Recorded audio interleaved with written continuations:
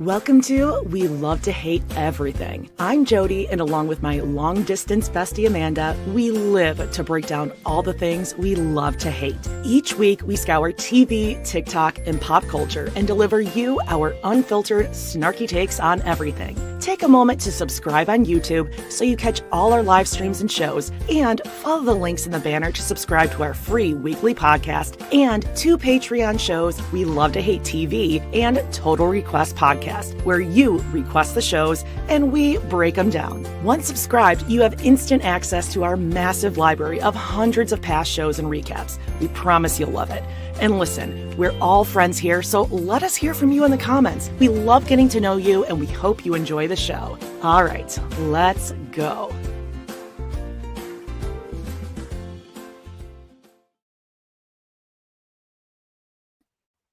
Hello, and welcome to We Love to Hate Everything. I'm Jodie.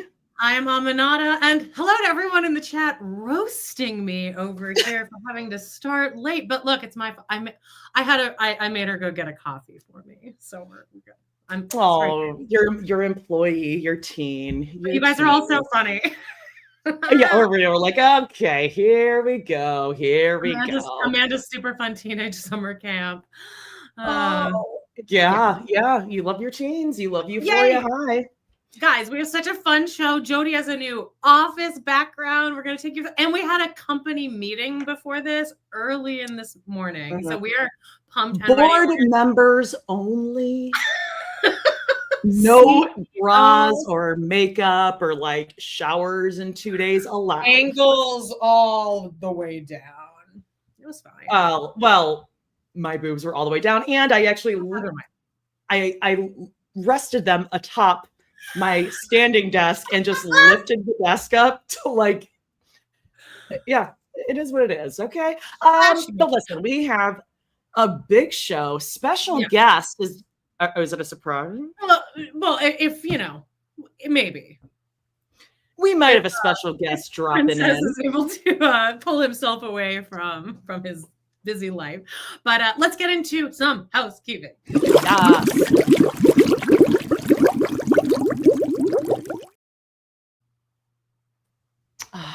I love that everyone appreciates the no bra board meetings. I saw a TikTok the other day. It was one of those ones where like the girl is showing how quickly her clothes come off when she enters the door.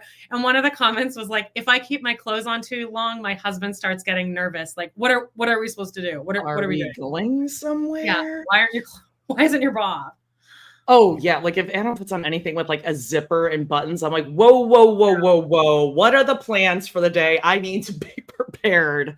But yeah, let's get into housekeeping because we have a huge show. First of all, Fit for TV, Yogurt Shop, Plath, Back to the Frontier. I know everyone's loving it. And just like that finale.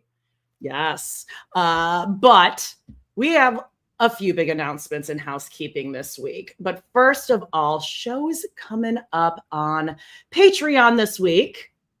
We're like this week. I was indicating this week. Oh God. Okay. Listen, Jodie, sometimes some of us just don't remember what day it is. All right. Yeah. All right. All right. Girl dinner. We pulled up some classic Post Secrets. If you don't know what that is, just postsecret.com. Best thing that will ever happen to you. You will be just sucked in. And we pulled up just some random ones. We pulled up the most infamous or famous ones, talked about it. So good. And yes, I'll be giving you a little tour of my new office setup. But on Patreon, tier 2, season 14, episode 1, kicked out, and Mary is happy about moving out of her Vegas rental. But man, she really showed him by not asking for anything in return, like moving fees or no. She's this picture, the like screenshot for this is me and Jodie right next to Mary zoomed in doing like an impression of it, and it's like one of like we both look. It's the worst both of us have ever looked, but it felt right. And then on TRP this week, we slipped one in. We slipped it in there. We covered season 2, episode 1 of Special Forces. Special Forces 3. We don't really understand how they are labeling everything. Don't ask. Yes. And to find it, pretty much impossible. But Jodie found it on Tubi. Guess what? All 3 seasons so far are free on Tubi. I bought it. Tubi is such a sleeper. Yeah, you bought it on Apple. So check Tubi before you do anything because it is. We wanted to see what Cody's going to be up against, and Tom Sandoval's in it, and Tara Reid. Wow, it's some rough stuff. Yeah, she was just itchy because she needed a cigarette. It's fine, Amanda. Those are just cigarettes. It wasn't her cigarettes. She didn't even know that the 4-packs were there. Yeah. Let's go through like kind of our new schedule. It's not going to affect you guys that much different, but look, things needed to happen, but now you guys are going to get us 5 days a week starting in September. Yeah, sick of it. Suddenly the chat goes down to 0. They're like, oh, you mean more? Yikes. More of you? No. So we're super excited. So what we're going to do starting the week of Labor Day. So that is not next week, the 25th, but starting September, we are going to move our lives to Tuesdays. Has to happen, guys. And there's a couple reasons for it. Like number one, scheduling for me, crazy, but we are going to be able to kind of cover more things and add another episode in. So we'll still do noon Central Tuesdays starting September 2nd. And what you're going to get in that show, guys, get ready. We are going to be sampling, aka reading, Christine's book, her tome, her memoir. We ordered it. This morning we ordered it. Mine was $20 more expensive than Jodie's because Canada. Well, also because they are signed copies, guys. Hell yeah! And Christine Brown Woolley will have touched those pages. So that like drops on the 2nd. And truly. It comes out on the 2nd. Who knows when we're going to get it? But I'm thinking even if you just get yours, you can just do the whole first exactly. episode. So, like, on the 9th, that'll be Tuesday. And then we're just going to, Browntown will be extended like it has been. Joan's here. Yep. There she is. That's my girl. Joan. Okay, so Tuesdays. So like we do our Sister Wives watch along, Browntown's going to be like 3 hours again, or the full show. Browntown will talk a little about Cody. Special Forces, however many seconds of airtime he manages to last for, we'll sprinkle that into Browntown. Because we're like, oh my God, we cover that whole season. But after watching one episode, we were like, one before a commercial break, I think he's out. The intro, we were both like, ooh, this is where Cody taps. Cody was disqualified before coming. Nope. I mean, the only reason Tara Reid was out there is because I don't think she knew she was like on wet rails. Real star of that episode. That's the only episode she's in. Okay, so we'll sprinkle that in. But then once we get our books, which should be the 9th, we're going to do like we did with Becoming Sister Wives. We'll just read for like an hour or a chapter, whatever comes first. And then it'll be Wednesday, Sister Wives. Then Thursday, TRP. Friday, we're popping in a regular pop-up episode. Seeking Sister Wives. Every Friday. So it'll be on the free feed. Watch here on YouTube, wherever you listen to the main feed, wherever you're listening to this, I suppose. That's where we're gonna be. So yeah, you'll have something every day of the week. On Girl Dinner will be moved to Monday. That's where the Monday was. All right. So anyway, all you need to know is that you're getting more. You're getting Christine's book. You're getting Special Forces. You're getting coming at you everywhere. Sister Wives. Main feed, YouTube, Patreon. You don't know, so you better sign up for all of them so that you're ready. Yep. All right. I think we covered it. I think we made it. Well, first, wait, hold on. Housekeeping. We need to know where your shirt's from. Oh, it's Everyone's asking about your shirt.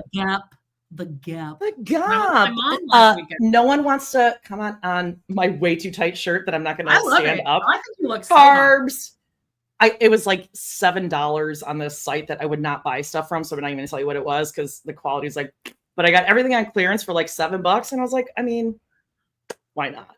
I think if I put that shirt on, I would have pit stains within 3 seconds. Well, I mean, obviously you're not going to be seeing this, and I can just move the camera up. There you go. All right, let's get into some hot, sizzly topics. Yeah, also, a really quick warning, there's a thunderstorm that just started over at Jodie's house, so I am mentally prepared to take over this whole thing. Or once John comes in, he can just stick with me through all of Browntown. I know he would love that. Okay, we're doing hot topics, and we're going to start out with a little sad hot topic.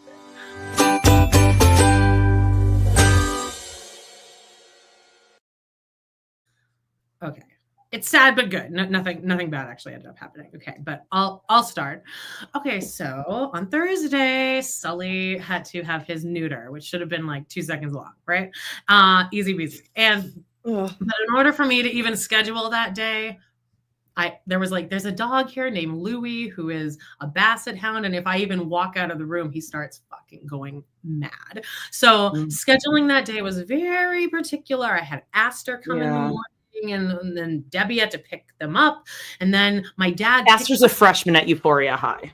Yeah. Your employees are like sophomores. Aster's actually my younger cousin who I've been spending a lot of time with lately. Real good influence. Okay. So my dad picks him up. So, okay. We record. Aster's here. I've taken Sully, dropped him off. Everything's great. Come home and we record. And then they said that they were going to call me by noon to let me know how he's doing. So at 2:33, and Jodie read the full report, the official report I sent to the foster company. So I 2:33, I called them and I'm like, I'm checking up on my cat. By the way, he's still under the care of Pause for Change, and he doesn't become officially mine until all of the shit is done. Thank God. Wow. So this is like a full-fledged adoption. Yeah. Oh yeah. I'm in a trial. You know what? What? Can you go in like Cody and Robyn and have the whole family? I should. Should I fly in?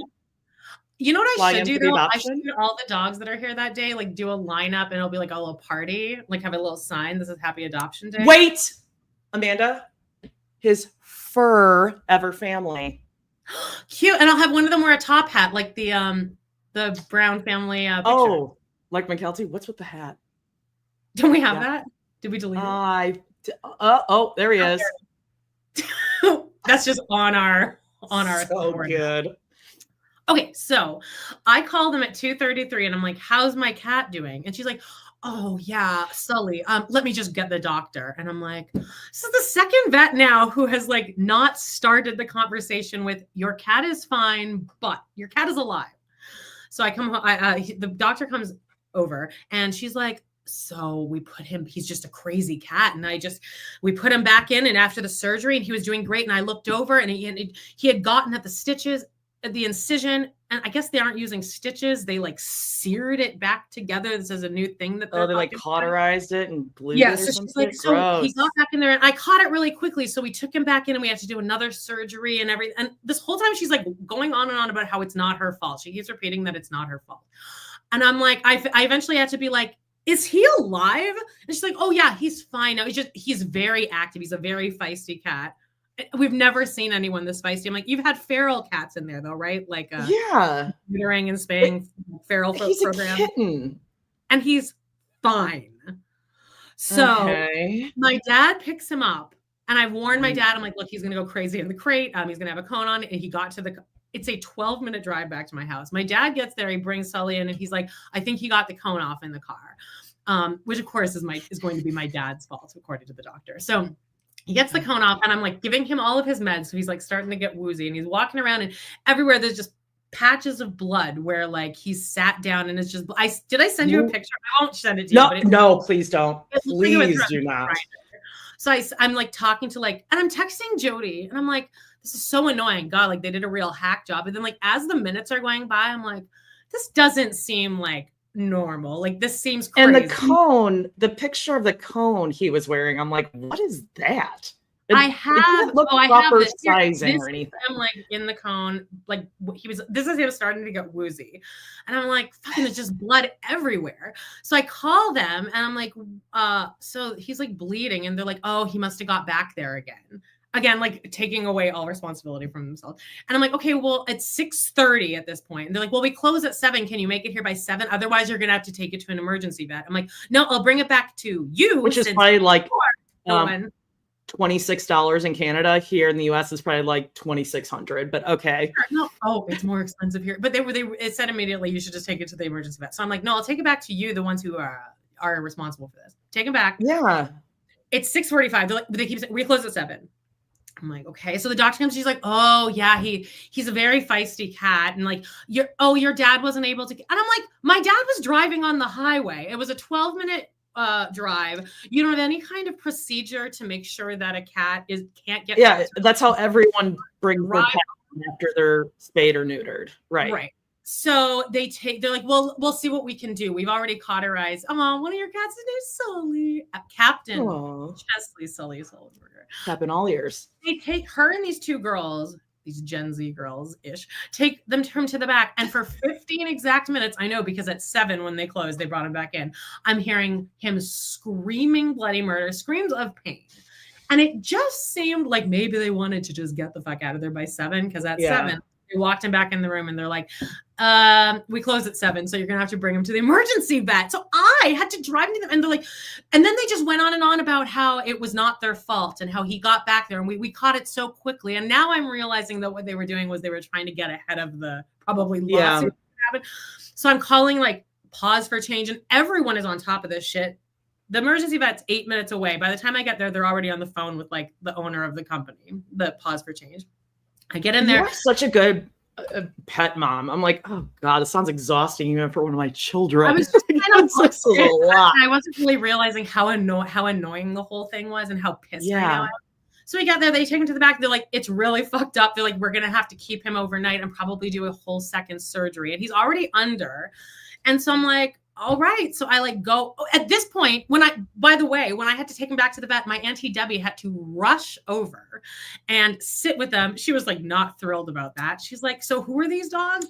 You know what I like, Auntie Debbie? I'm finding that I am the Auntie Debbie of my family. Call Deb. She's on the way. She's got it. She's re-roofing. She's repainting, ripping up carpet, raising grandkids, and next thing you know, she's got to go over and get the dogs. Okay, God love her. Point, in this one day, Aster has come over to help me. My dad has driven the cat home, and now my Auntie Debbie's over. So she has to do a dog handoff. She has to hand off that dog that got bit the week before. So I look like my daycare looks like a disaster. Anyway, I don't sleep at all. I record with John our live of us watching the End Just Like That finale. And then right after that, they called me. And I felt sick the whole time because I just didn't know how he was going to be. And they called me like, he doesn't need another surgery. We just gave him a lot of sedatives and like, we're just going to watch him all night. So the next morning, Daphne has to come sit with the animals. And all 4 of my relatives in town have had to deal with this. Oh God. And he's like, fine now. So anyway, here is him like an hour after being home attacking baby Charles. How big is Sully? Because he looks ginormous next to that kitten. He's huge. The kitten's also very small. He is like he's full size now? Yeah. And wait, what was wrong with there's like a shaved part on his okay. That's what they did to him at the first surgery. Oh. That cone looks better. Anyway, so I called Tracy, the owner of the Pause for Change, was like pissed. And I like sent her the report, and she like, and this woman is like a biker chick type, like 60-year-old woman, like who owns a foster company, like, and all the vets want to work with her. So she like service with them, and they will be giving us a reimbursement. But like, thank God. I bet you. So Auntie Krista says, how could the vet's office mess it up so badly? Do you think they put him in like the cage or whatever when they were done thinking, oh, he's not going to wake up yet, we can put the cone on, and then like, oops, someone forgot and he just woke up and was like, I think they were keeping an eye on him, and I don't really see how that's my cat's fault or my dad's fault. But also the thing that pisses me off the most is if I'm the doctor and I fucked this up this bad and I'm standing in front of this cat who's like bleeding out and it's 7 p.m., I'm probably just going to stay past 7 and like take the hit on that. And like, since I'm standing in a surgery room right now and not be like, sorry.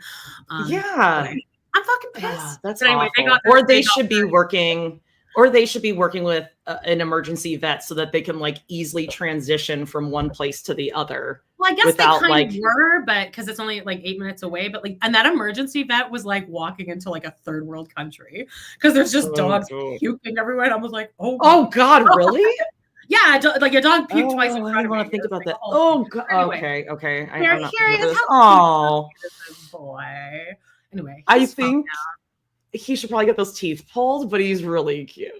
Cat teeth scare me. Again, Kitty, that cat named Kitty where I babysat did not I'm going to transition over to Jodie, who also had a little, a fun little wildlife safari over at her house. Yeah. So, at my old house, it was, nature, more like mature landscaping. So some of you may remember when Scout tasted blood for the first time, and then she had a thirst for baby bunnies, and it was like a whole thing. And I was fucking Bindi Irwin out there saving every goddamn animal. And I forgot last year when we moved in that I went out on the deck and there were little tiny like frogs. There's like a pond across the street and like whatever. And I ran back. We were out. I ran back to let Scout out, and I'm like, what was she sniffing over there? And I happened to like sit down, like I just like moved chairs down and whatever. And I'm sitting there. I'm like, what is she sniffing at? And I look over, direct eye contact with, what is that? The biggest frog you've ever fucking seen. That's what it was. Jodie, and when I tell you, to me with well, gotta move. Yeah, moving now. And I don't know what's grosser, the bigger one or the smaller ones. But I mean, when I tell you, I yeeted Scout away like Robyn kicked the dog, but with my arm, I'm like, no. I mean, she was like, whoa. And I'm like, we're going in. Robyn. That's what you gotta yeet the dog out. But Amanda, every time she goes out now she goes sniffing over there. So like in my mind, there is it's like a zootopia underneath my deck of like all different amphibians, and but do dogs eat frogs? Because that's not like a mammal. Apparently will eat anything. She didn't eat it because I swiped her away, but I'm pretty sure she's looking. They're amphibians. I think they're amphibians. Gray area. Okay. Which I'm like, what? Yeah, I don't know. Well, she's sleeping down here because she's a little hot. Okay, well, whatever. Right. Okay, so that was my thing. Okay, so I did, we switched things around. We switched offices. Adam had way more room than I need. And he's got like more hobbies and interests and, things like reading and books. So he went upstairs and now I have, fair warning, I am now like, on the main floor over by the door. I can see when Amazon comes, which is kind of nice. I can keep an eye on the neighborhood watch. Not out of nosiness, you guys. Just, keeping an eye on things. But that means I may need to like let Scout in and out the door. But I took this opportunity, obviously, to make a little, a new space. So I'll give you a brief little tour. I'm going to scoot back a little bit. So up there we have Dolly's podcasting. They both have bananas because, Mare. The one on the top is taking a selfie. We got, we have Mark Twain, Mary. A Tramp Abroad. Never read it, but I like the title. We got some plants. We got Lizzie's stuff over here. Mm-hmm. We got what? We got Sister Wives book. We got Illinois first place science fair, if you remember, 7th grade when I got my period. Everyone remembers. Yep. Okay, FedEx is pulling up right now. Now I'm just realizing there is a window right on that side. And I have like a fucking ring light on, the whole neighborhood can see me. I got like all our favorite things, right? I have your print you sent me. I got Oregon Trail. Boot lamp. Ode to Harambe. Yep, boot lamp, which I'm still working on a tattoo design. And then I got like a nice little space. I'll try to give you like a little tour of these. I like those doors. Okay, yeah, I know. I got to repaint in here. Actually, anyone like good at designing, you can like let me know what color I should paint in here. I need to zhuzh it up. This is what we moved in with, millennial gray everywhere. So let me know. And speaking of new, I have a great idea. Amanda's super excited. I'm thinking, I know all of you are like big ball fans, sports ball fans, and I am going to be forced to have football on at one of the way too many TVs in this house. So I'm thinking I may start like just a very brief Jodie's football corner. No, call it Jodie's sports ball corner. Jodie's sports ball corner. I like that. And I'm just going to give you like, I mean, maybe I'll watch a whole game, but I mean, I'm not like watching the game part. I'm just going to like, I'll keep everyone up to date. I'm going to watch football so you don't have to. And I'll fill you in on what I find out. And we'll see how it goes. And once it's, yeah. It'll be a real home run, says this is going to be like the Masked Singer where I bail like 4 weeks in, whatever. There's a couple shows we're talking about here that I have Masked Singered you already on. But let's get into our first hottest topic of the week. I don't even know if you watched this, but I sure did. And I've already listened to Corey and Carly talk about it. Cara Berry talk about it. Fit for TV on Netflix. Did anyone else watch this? Oh my God. Yes, of course I watched it immediately as I was just completely pounding food into my mouth. And I didn't feel bad about it by the end because my metabolism's ruined. Okay. I ate so much yesterday while watching this. It's a 3-part documentary. And I like how kind of trashy it was. It was very trashy. There wasn't a lot of investigative work done.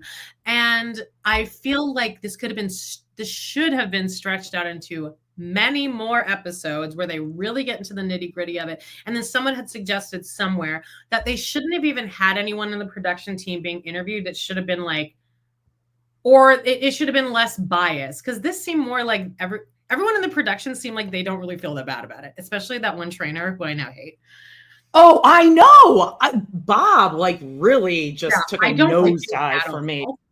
Yeah, no, I was watching. I'm like, I know I'm supposed to like you because you're like, but no, I don't like it. We liked him on Traitors and stuff, or I don't know, maybe we were neutral, but he came off like a real asshole. And Jillian Michaels, never liked her. How many times I did the fucking 30-day shred and I didn't shred shit. I kind of like her because she obviously has a problem with Bob, and that makes me like her more. I'm team. Yeah, I think she's way more problematic than Bob though. Some of these challenges, okay, like I feel like the concept of that show is okay. Like losing weight, like it's good for people to watch. Like here's some good exercises you can do. Obviously it was super unhealthy, but like some of the clips are like there's one that really stuck with me. It's like some people, like actors sitting in like a picnic situation, and like there's like a rumble of fatties, all of the like contestants running down the hill and like stealing. This is just so demeaning. And they like shake the camera like boom, baba, boom, baba. Yeah. It wouldn't have been funny to me back then. And like I'm so sad for all those people for having to actually participate in that, because like I can't think of anything more dehumanizing than that. I never watched it because I knew like it's not something I would want to watch. Never watched it. Oh, showing a little boob. Nice. Big titties I'm swinging around these days. Yeah, I don't know. I have mixed feelings about the doctor, Dr. Huizinga. I'm not sure how I feel. I'm not sure how I feel about him. Like, I think he had good intentions, but I'm like, I don't know. You were also kind of complicit in it, but whatever. Yeah. I think it needed either like one really good documentary, an hour and a half, or streamline some of this shit. But it was good. It's definitely worth watching. Yeah. I'm thinking, or do you have more to say about that? Because I'm thinking maybe we just switch a couple things around here. Yes. Let's do it. All right, great. Let's move and just like that, because this is a hot topic. It's trending. Yes. Let's like that up right now. All right, let's fucking do it. We have Joan here. The end, just like that series finale aired. Michael Patrick. I'm glad they changed the screen, the title, instead of season to series. Yeah. Michael Patrick King really wanted us to think that he thought this would be a great place to end it. And then it's like so embarrassing as the weeks go by, and we're seeing that you so clearly did not. So here's Joan from Pod and the City, my other podcast where we talk about Sex and the City and Sex and the City adjacent topics. Joan. Hey, girl. Oh, Joan, you're so good. He's wearing his mesh today for us. You know what? I thought you could use a little faggotry up in here. So, hey. Jodie, I haven't seen your backdrop like this. New. Yeah, it's new. I switched offices. So I like it. Yeah. Looks cute. Thank you. Joan Thank you. approves. And I got a fan directly in front of me, just like. Oh, that's the ideal situation. Yeah. Yeah. Actually, I'm going to turn mine on right now. But Joan, now that we've had the weekend to process this, can you give us a little wrap it up for everyone while I turn on? Okay. Well, and just like that, came to an amazing ending, a beautiful place to end, according to Michael Patrick King, creator, god of all writing, and man about town. I don't know. Anyway, it came to an end after 3 seasons. If you know, it's also I wasn't expecting to have to do this, so I got you, girl. You're doing great. Like that is a sequel to Sex and the City, a show that Amanda and I do a podcast about called Pod and the City. We've been recapping and just like that, and we do live streams every Friday at 2 p.m. EST as like reactions to the episodes. And this week was the series finale. Now, leading up to it, it wasn't like there was has been a lot of like drama because people thought that it was canceled. Michael Patrick King and Sarah Jessica Parker have come out being like, it was canceled. Well, yes. To be clear, it was canceled.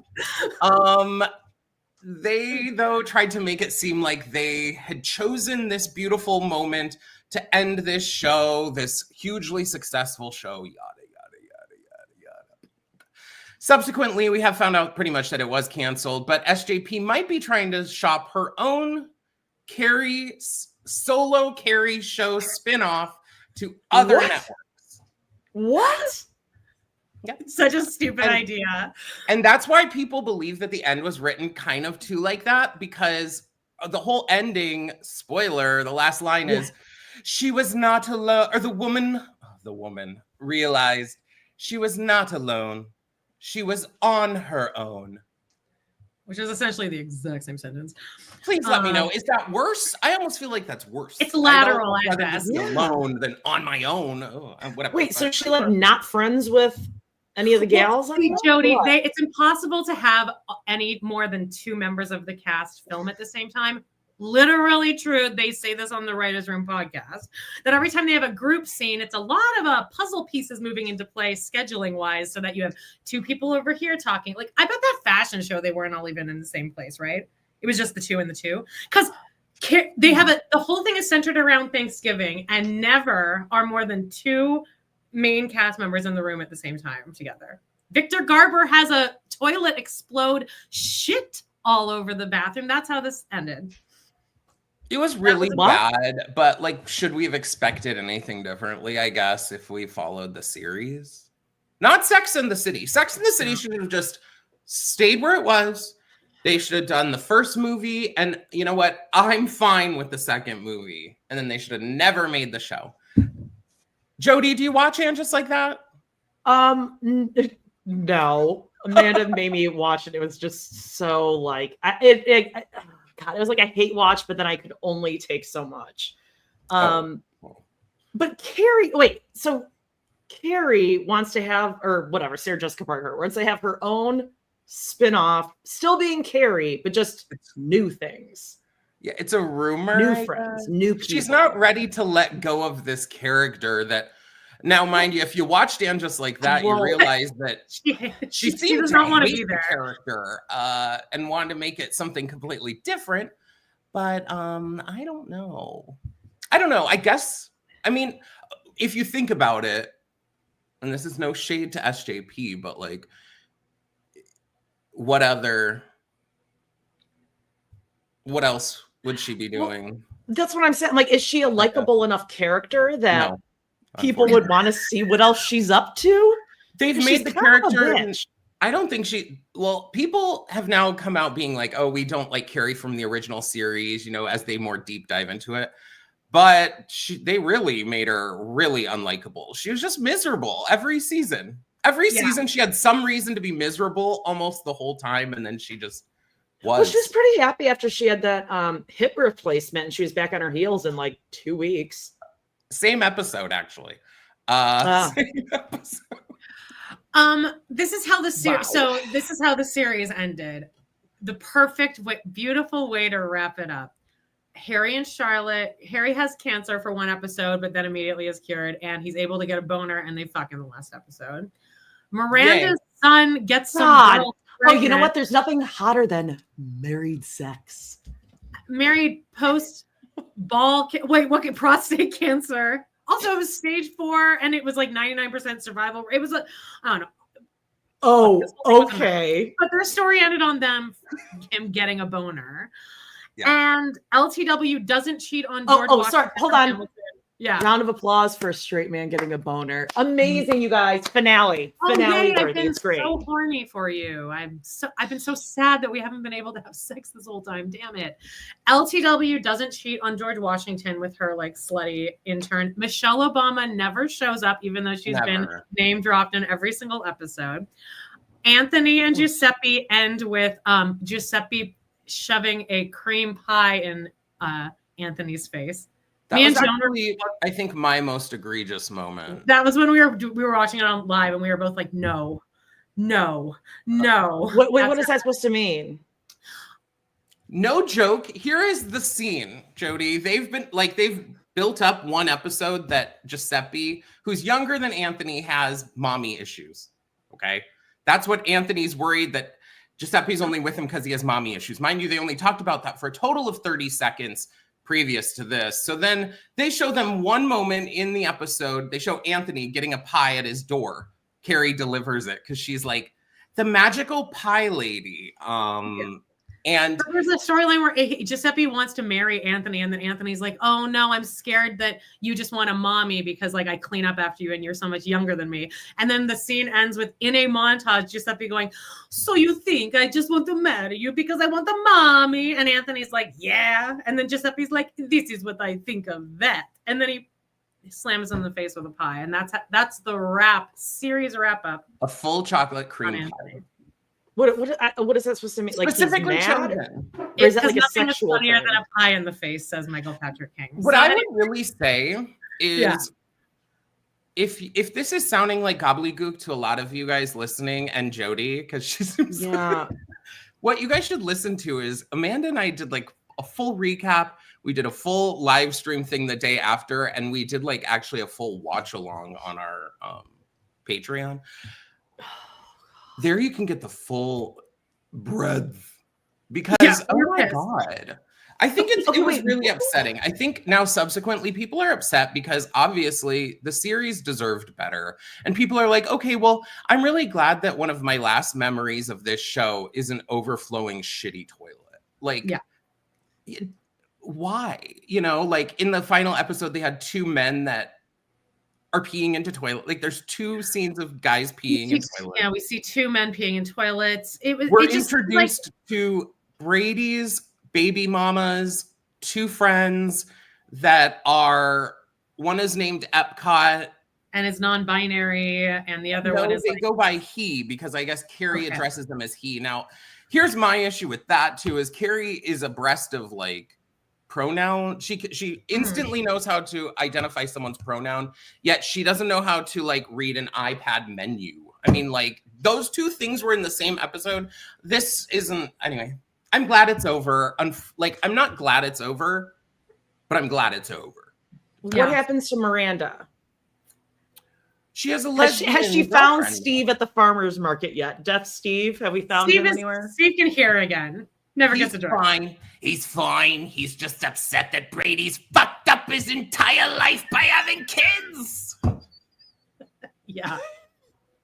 Well, great way to wrap it up, right? Did not go to Thanksgiving dinner either. So Is that Steve and Miranda projecting their own feelings on Brady? Perhaps? Well, I believe that this was supposed to be like a semi-parallel story to them getting pregnant back in the day. Except the problem is that Steve and Miranda actually were in a relationship leading up, like previous to them getting pregnant, et cetera, et cetera. This is a girl who is a Nepo baby played by Ben Stiller and Christine Taylor's daughter, who is a terrible actress. Yeah, and really she's insufferable in every way possible. Oh no. I was when they announced that it was getting canceled, I was sad because I was like, oh, this is fun, you know, doing our recaps and doing all that about it. But then by this episode, I truly did feel like I'm glad they canceled it. They would never, they can't even make it enjoyable enough to where like you can laugh at it, but then also enjoy it. It's almost only just bad, like just exclusively. Sarah says, Hey, Joan wears Sarah. a little mesh shirt. Sarah, I wore it for you. I also noticed that we're sitting here in like a field of sunflowers, and I just thought, you know, what would be really standing out in that is a big old gate. Anyway. Yeah, guys, I mean, Thanks the whole thing me. is very MPK, his ego. It's fascinating to see this ego of this man worth $300 million, was it? We looked up. His ego is so mad that he's taking it out on all of the fans by just putting out this shit and refusing to like bend or fix it or go back and, you know, fix it. So do you think like the studio is just allowing him like, okay, give him some grace and just let him say whatever he wants? We all know not really, because they wrote series or like season finale. Like the series, the way nobody's really backing him on it. It's pretty clear that they meant to. They thought this would be the season finale. It's a crazy way to end. Okay, well, I'm going to ask you prediction. Let's just say SJP gets a spinoff on maybe the Netflix, like I think FX channel or I don't know, TNT, if that's still around. Tubi's got everything. Tubi? What is her next move? What do you want to see, and what do you think? I think she'll end up with another man, because I don't actually believe not Aiden. Aiden ran its course. That kid. Okay. I think they realized that every audience member hated Aiden by the time, like, and if they brought him back, they would just be shooting themselves. But actually, they don't really seem to care. Yeah, maybe she's just trying to break ties with Michael Patrick King, and HBO will pick up the series without. I wonder if that's what it is. They're just trying to get rid of him. Be honest, can she carry a show, like a just Carrie show? If they adjusted the character back to similar to what it was in Sex and the City and made it more like light, they probably could, and got rid of him. I feel like he is the piece that is making them very out of touch. So is she, but you know, at least if you had different writers in there, like guiding the show. Michael Patrick King is the guide. He writes like full episodes like himself. Well, and that's not very well. Yeah, it's a sad way to end. Like you have like just from what Sex and the City used to be, the fact that me and John met and like watched it like while it was airing, it was like the best thing, and like it was just the coolest. It made New York the whole legacy, and Kim Cattrall turned out to be the full winner of this entire thing by not coming. Who knew, as Janelle Brown would say, who knew? She really did. Actually, it let the audience also retain the memory of that character, which is nice. It didn't destroy that character completely, because also in this, they tried to make it like she was evil and we were supposed to be like on Carrie's side, and that Samantha had like ruined their friendship because of money, I think it was, right? But mind you, no audience members taking Carrie's side in that sitch. Speaking of, though, just a little transition for me and for y'all. Yeah. Starting this Friday, Amanda and I are going to start doing a deep dive really about what went wrong in And Just Like That. So we're starting right back from season 1, episode 1. So if you've never watched it, now's a great time to jump in. We're going to go in there with the perspective of like, what the fuck? Are you raising your hand, or are you saying you haven't watched? I was going to raise my Jodie. I was waiting for Mr. Mome to call on me. So, wrong way. I think if you're going back, if I can just throw this out there, if you want like a special guest, you don't want me on, but if we're going to season 1, episode 1, I think maybe this time charges are brought against Carrie because she did kill Big. Oh, for not calling 911. 911. Well, and guess what? The very first line of the whole she series, knew what money she was getting. She's like, this guy is kind of a dick on a Peloton in the middle of my bathroom. Or yeah, he wants to watch TV and bed. The very first spoken line of the whole series is spoken by Che Diaz. That is horrifying. As they're podcasting. So anyway, yes, thank you for that. Was a perfect Joan. We love you. Podcast. I'm ready to get Che back in my ish. Me too. Che Diaz. All right, so thanks, John, join Amanda and I for our live streams, 2 p.m. EST on Fridays, on YouTube, on Pod and the City. Check it out. Thanks, and then John. later it'll be up on Tubi. No. Yes. And hi, all of our people that are crossy. Yeah. Everyone say hi in the comments to Joan and tell them what a fabulous and how cute he looks. Did you get a haircut? You're looking fresh. No. Like, Joan, you do. You look so great. You look really good. Like it's like tan or something, or maybe it's the look. Well, what's the weather like in Arizona, by the way? Just curious. Oh God. Let's see. Oh, well, actually, it's only 98 degrees right now, but that is surprising. It should be actually dry in the heat. hundreds. It's because it rained. Dry heat. It rained It's like yesterday. an air blower blowing next to your face at all times. Oh no! Today, actually, because it rained yesterday for like all of 5 minutes. It's now unbearably humid. Nice. So in 3 days it won't be as humid, but it'll be back to 115. So. Bye. Bye, Joan. Thank you. Love you. Bye. The best. Oh, he's the best. I'm so jealous you guys get to just like chit chat all week, and I'm just jealous. I really do. Like, I would love if there was like an Orange is the New Black, and like legitimately Carrie's got to be questioned by authorities. Like, I think that's bullshit. But Carrie in prison. Yeah, we need to get her out of like having money. We need to get her away from or unlimited money. She has like the most money of anyone on earth. Let's move into Plathville. I am fucking ready to talk about Plathville. Holy shit, Plathville. Good season. God. Okay, so first of all, whatever, plug away. We love Corey and Carly, Surviving Reality, Surviving Sister Wives. They're recapping all the Plathville episodes. And I've been listening to their recap before I watch the episode, because I know I'm always going to agree with them. And this, what was it, episode 4, the proposal, right? Yeah. First of all, Veronica, the quickest fall from like wherever she was at. She's a piece of shit. She is a complete. She's trying to backtrack it now. Bitch. But like, two things can be true. He could have been very abusive to you and an awful boyfriend, and you can still be like a huge asshole too. Like that, you are not okay. I hate you.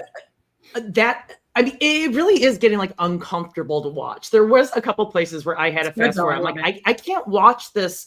This is bullying. Like when people say, "Oh, I'm being bullied," like, and this is two grown men. It's very jarring to watch. It is cruel. It is so mean. There's covert bullying in adult life, of course, but this is like just bullying like they're on the schoolyard, but except these men are in their 20s. It is awful. And Veronica too, and Barry and Kim. They're all Kim's just horrible people. Kim should be ashamed of herself. I would be, because she didn't wear any pants. Horrified. Yeah, that. Oh, you mean her actions and her words? Can you imagine if your kids acted like that? Like, would you just murder them to death?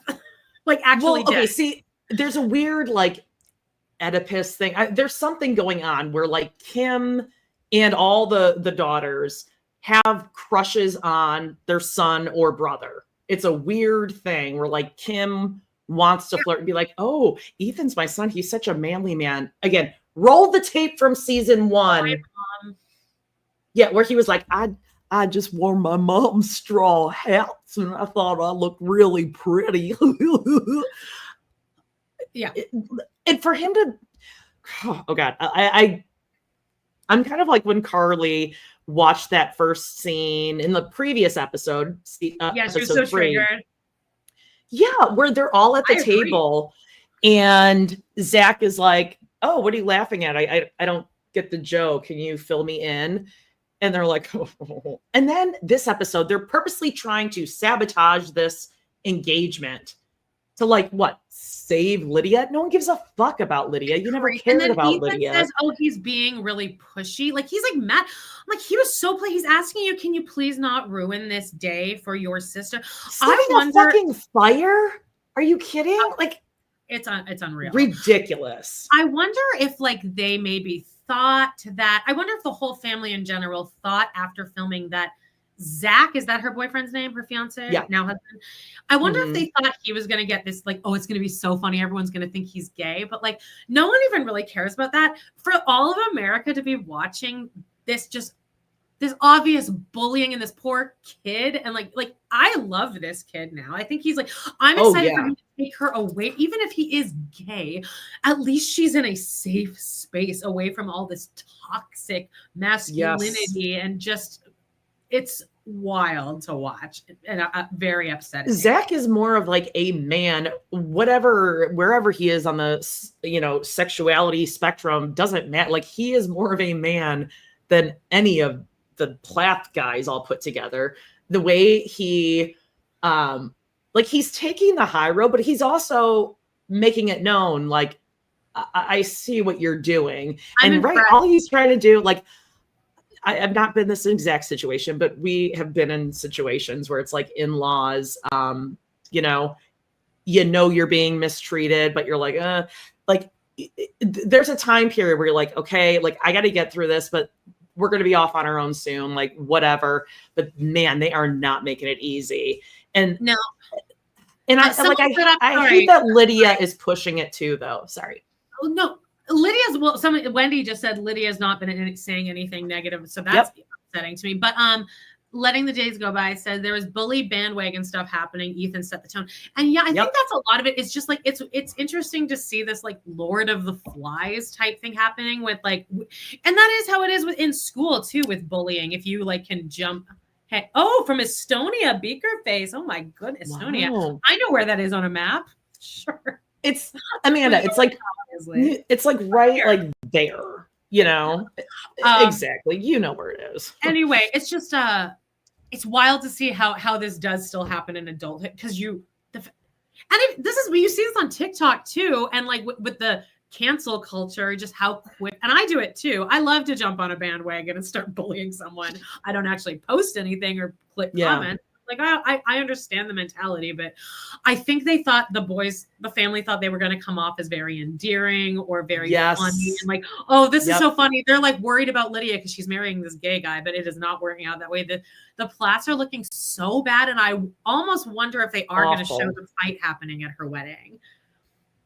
Wait, the fight happened at the wedding? Remember that younger brother punches off Micah's nose? Remember that happens at Lydia's wedding. I didn't know any of this. With Dr. Adam. Oh, well, I don't know. And then I was like, his modeling career is over. And you were like, oh, well. It was before I was like properly like medicated for my dysregulated system, probably. That's crazy too, that they thought in any way, shape, or form that even a single thing that they've done would be accepted by an audience ever. But it's bullying because it is consistent and it elevates and fuck Lydia for not saying anything. And you don't have to bond or be friends with in-laws. You don't have to. You're not married to them. You really like I and stuff. You don't need to. You see them once a year, maybe.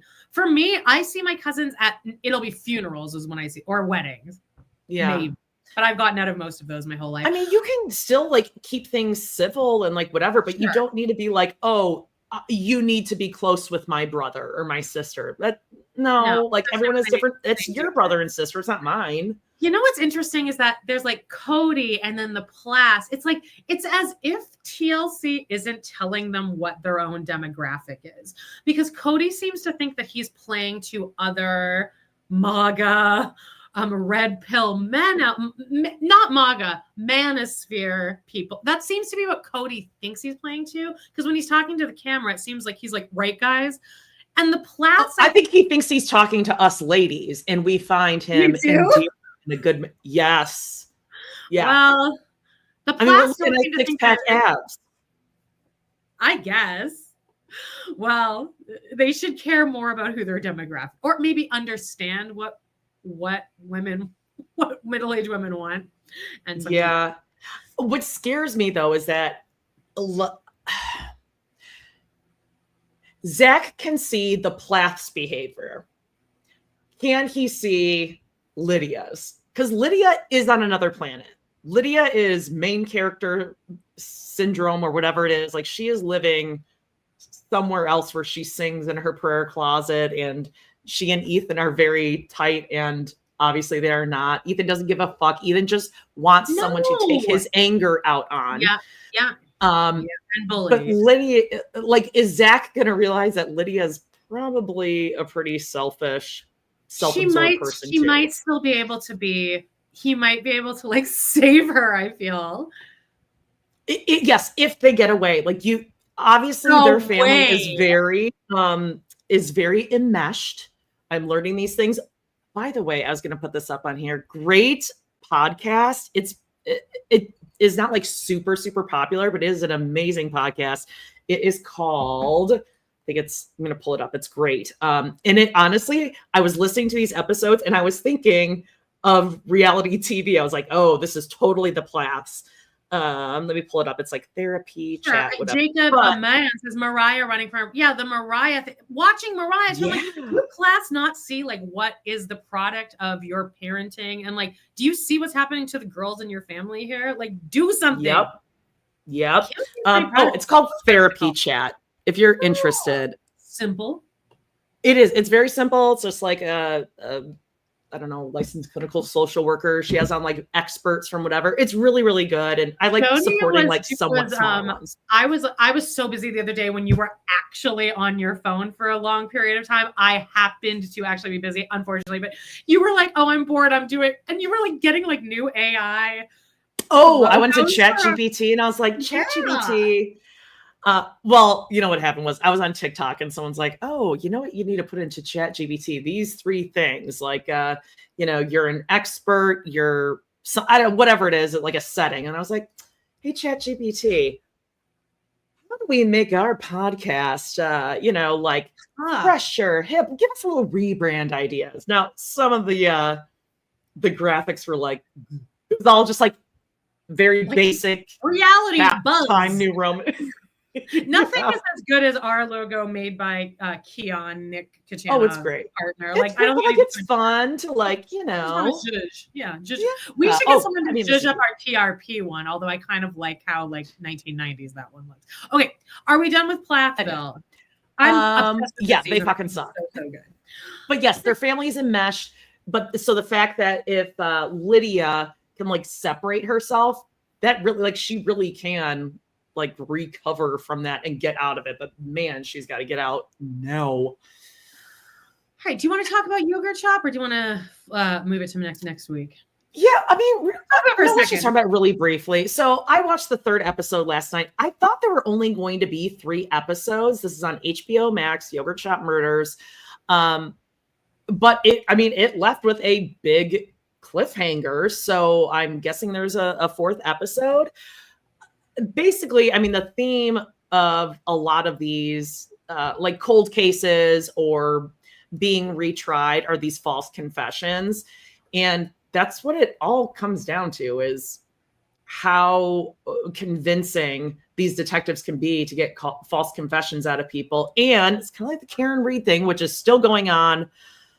there's so much information. I mean, Turtle Boy's trial is going on. Jen McCabe's text with Allie and John O'Keefe's niece. We should do a they pop-up were just handed episode over. on that. Everyone liked that last time when we did it. The Karen, could you fill like half an hour, 45? I'm sure you could. I don't know why I'm even asking that. I mean, give me an hour with TikTok and I can like We'll read the Constitution. I actually do know the preamble to the Constitution, thanks to Schoolhouse Rock. But anyway, it's like, you know, how the judge was able to let them charge these other two by just redacting like 3/4 of this forced confession. It's really fucked up. And like, that's the unfortunate part, is there's no quick way to reverse this shit. It's like, oh yeah, you know, I'll do a retrial, or, you know, but that takes fucking years and so much money. I mean, I cannot even imagine. Karen Reed is like millions and millions of dollars in debt to these attorneys, and that's why they're doing all this weird shit. But like, you have to do that. So if you don't have access to that stuff, like some of these young teenagers who, you know, they're not coming from wealthy families, they're taking their defense attorneys or their public defenders' advice, and then they're only going through what they can. It's wild. So where are we on this yogurt shop thing? Like, how is it? Because I kind of masked singer that, but since you think that it's good, I might actually go back and like. So you say it's getting good. Maybe I'll how is it going to wrap up? Like, what are we kind of waiting for here now? I think we're going to see like who actually did it. Really? Based on, like, I think that's what they're going towards, is like, there was 3 guys that should have been tried. The one guy who really was like supposed to be the one who did it, they didn't have enough evidence against him, but he was the one who like named the other 2, and the other 2 gave false confessions. And there's a weird cliffhanger. So one thing I learned was that the bodies, I knew that the bodies were stacked on top of each other, but it showed like a drawing of it. And I pictured them all like straight face down, completely just like parallel on top of each other, like boom, boom, boom, like logs. And it wasn't at all. It kind of just seemed like they were thrown in, like one arm went over a leg. Yeah. And then one of the girls was off on her own. Right. So it wasn't as culty as I thought. But anyway, okay. So we'll wrap that up next week. Yes. All right, next, a new show that's on. I saw this on the list on our shared note. So I watched half of the first episode before my ADHD took over, and I decided to scrub the stairs. But we're both watching Love Is Blind UK. Oh, look at that nice image. Yes. Okay, so Love Is Blind UK. I'm the same thing as you. I think I made it through like 1.2 episodes. It's on Netflix. The same thing, but this is what happens every season of Love Is Blind. We do this, where the first 2-3 episodes are just, it's a slog because everyone's in the fucking pods and they're talking. You're like, you're kind of losing track of who's who because you haven't gotten to know them yet. And then once you're in like episode 4, then you're really cooking. You're like, okay, now we're going to go on the whatever, like the trip, or they're going to go live together. And that's where it gets like real good. I actually like it. I think everyone's more likable. And they have accents. They're not as Hollywood hot, which I like, which I always love about British versions of show. Not everyone looks like super plastic surgery up. Everyone looks a little more normal, like still the most hot person, like walking around in their area, but like, and the accents just make them all seem a lot more charming and likable and smart and funny. So it's, also, this is always, whenever we talk about Love Is Blind or The Ultimatum, it's always where the chat goes silent. Everyone's like, we're like, we'll let them wrap it. Although Heather Smith, hey, maybe we're related somehow now, says, oh my God, the guy on there who talks about his spleen is basically in a cult. I know exactly who you're talking about. Yeah, I remember. It has come out that it's like a weird MLM culty sort of thing. As soon as he said, like, I'm a life coach, it was very, God, what were their names that were on Seeking Sister Wife, where he was like an architectural mind coach or something. Nick? Remember they had like the noni pots, the noni steaming. Oh, like the really nefarious family. And like then all the wives left. Somebody tell us in the chat. Oh my gosh. It was like a hyphenated last name. I'm like, yeah, they like the vagina steaming thing. Yes. But then they got kicked off because it was getting really dark and like things. Ashley was the woman, but they had Ashley and like Damien or something. Wasn't it the Snowdens? Snowdens, yes. Okay. Thank you. Snowdens. Thank you, Brownie County. Yes, the Snowdens. That it was like immediately like, oh, okay, sure. All right, Jodie, okay. Why don't you tell us about this? Are you my Okay, so yeah, this morning I go downstairs and I'm like, oh, whatever, where this thing pops up. Are You My First, who is hosted by Colton Underwood and Caitlin Bristow from the Bachelor, Bachelorette, whatever. Sure. I just saw it come up, and I think they're like the whole season, or at least like a whole bunch of episodes are up. It's virgins. It's like a Love Island or Love is Blind sort of thing, dating show, and it's all virgins. Like, are you gonna be my first? Oh, I said to Jodie, I'm like, hey, newsflash to all you virgins, it's not gonna be good. No, yeah, like it's gonna be like fine. It's gonna be that really hotel's awkward. gonna be like, we're gonna need to buy some new bedding. Let's just prepare for the worst. Unless you like watch a lot of like, maybe if you watch, I think you could be good if you watch a lot of porn leading up to it and you kind of know like what, like if you really had no idea what sex is supposed to look like there's no possible way it could be like really good. Maybe. Well, I'm sure they know what it looks like, but that almost might be worse because that's what I fear about like kids these days, that they're looking at porn where people are like, I mean, listen, if you like are into choking and all that kind of, like, I don't care, whatever you want to do in your own bedroom, like, I don't give a fuck. Oh, great. But like, I mean, like the point of getting all these views and clicks on whatever is like, make it so extreme. Right. Yeah. And so now imagine you're like 30 something and you've had at least like what, 15 years of porn that you've like invested into this. And now you're going to go in and you are going to be like performing for your life. And the women are going to feel the urge to really perform and be loud. And the men are going to, I don't know, like slap the shit out of them, strangle them, all that shit. Like, cause that just kind of is but you know what? I said this to John the other day, that Nicole Byer recommended on Doughboys with my man Mitch back here, that if you want like some nicer porn, look up porn that is directed by a female. I was like, who would have even thought of that? It's a little more respectful and more like the storylines are a little more believable. There's more thought behind it. Yeah. A lot of thought. Yeah.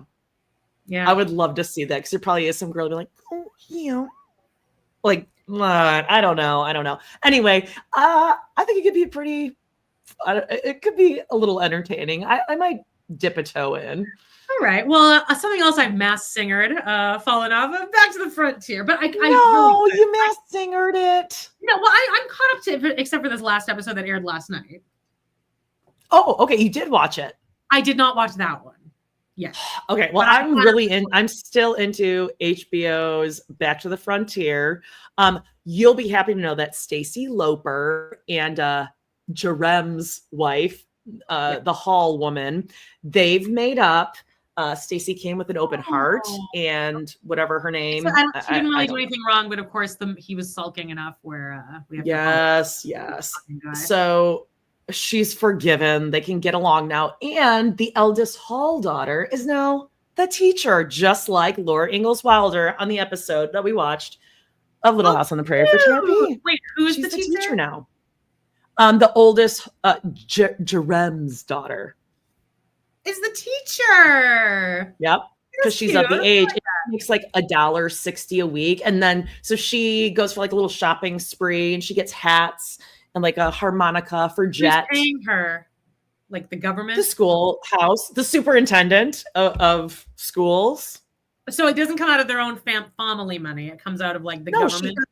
Like she's the teacher. So like that's her wage.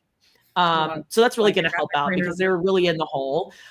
They're trading eggs, they're trading cream and milk, because the gay dads need butter to get ready for their stock for the winter. Guys, the comments are just flying out. I cannot keep up. Slow down. People watching it.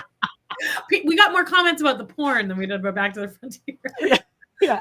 I still love it. I watch it freaking every week. Oh, I'll watch it today. I'm excited. That's cute. I love that. Okay. And then they have like a little dance. It's great. You should watch This is something you guys have been recommending for us to talk about. So we better see these comments start blowing up. But Jodie's watching Bachelor in Paradise. I am watching, and wouldn't you know it? I mean, I don't want to say I was right and I told you so, but at the beginning of the season. Oh, sure. Now she just dips. So yeah, Bachelor in Paradise. I'm still watching it. We still got some goldens there. We got some oldies but goodies. They actually entertain me far more than like the regular contestants. But at the beginning of the season, I told you about this guy named Jeremy who says he is 29, and I don't think so. That guy does not look 29. I am sorry. But you know what? It's his karma because he's a big piece of shit and he's a big liar. So there was a whole thing. He has been hooking up with this chick, Bailey, who we just know that means like, are we cool to make out for the length of this show and then like get engaged? So long story short, like an ex-fiance or girlfriend came on the show and then left. He called her and said, like, would you come back? And she's like, yeah, no. And then no one was telling Bailey. So Amanda, let me ask you this. Yeah, this guy says he's 29.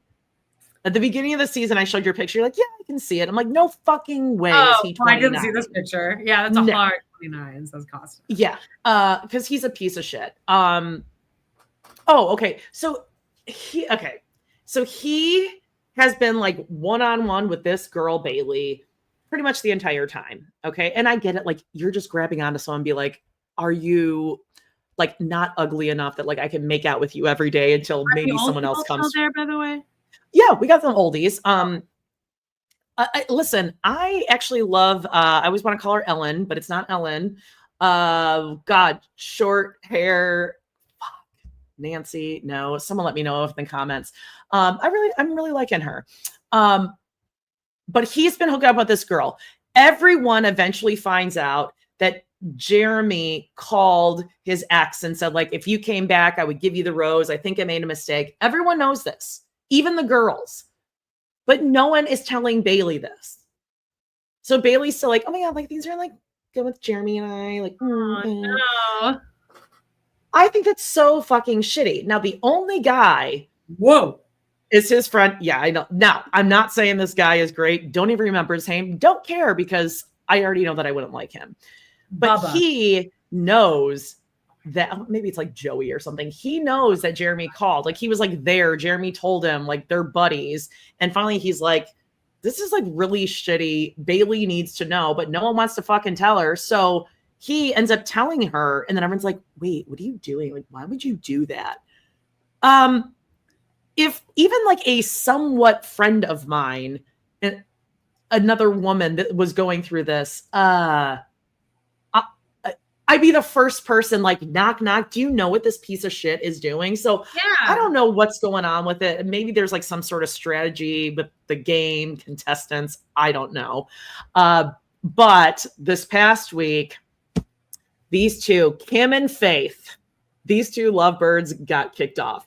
Now, I know. You guys are all worried about Kim's health. Kim, this is really sexy. After they kissed, which was like,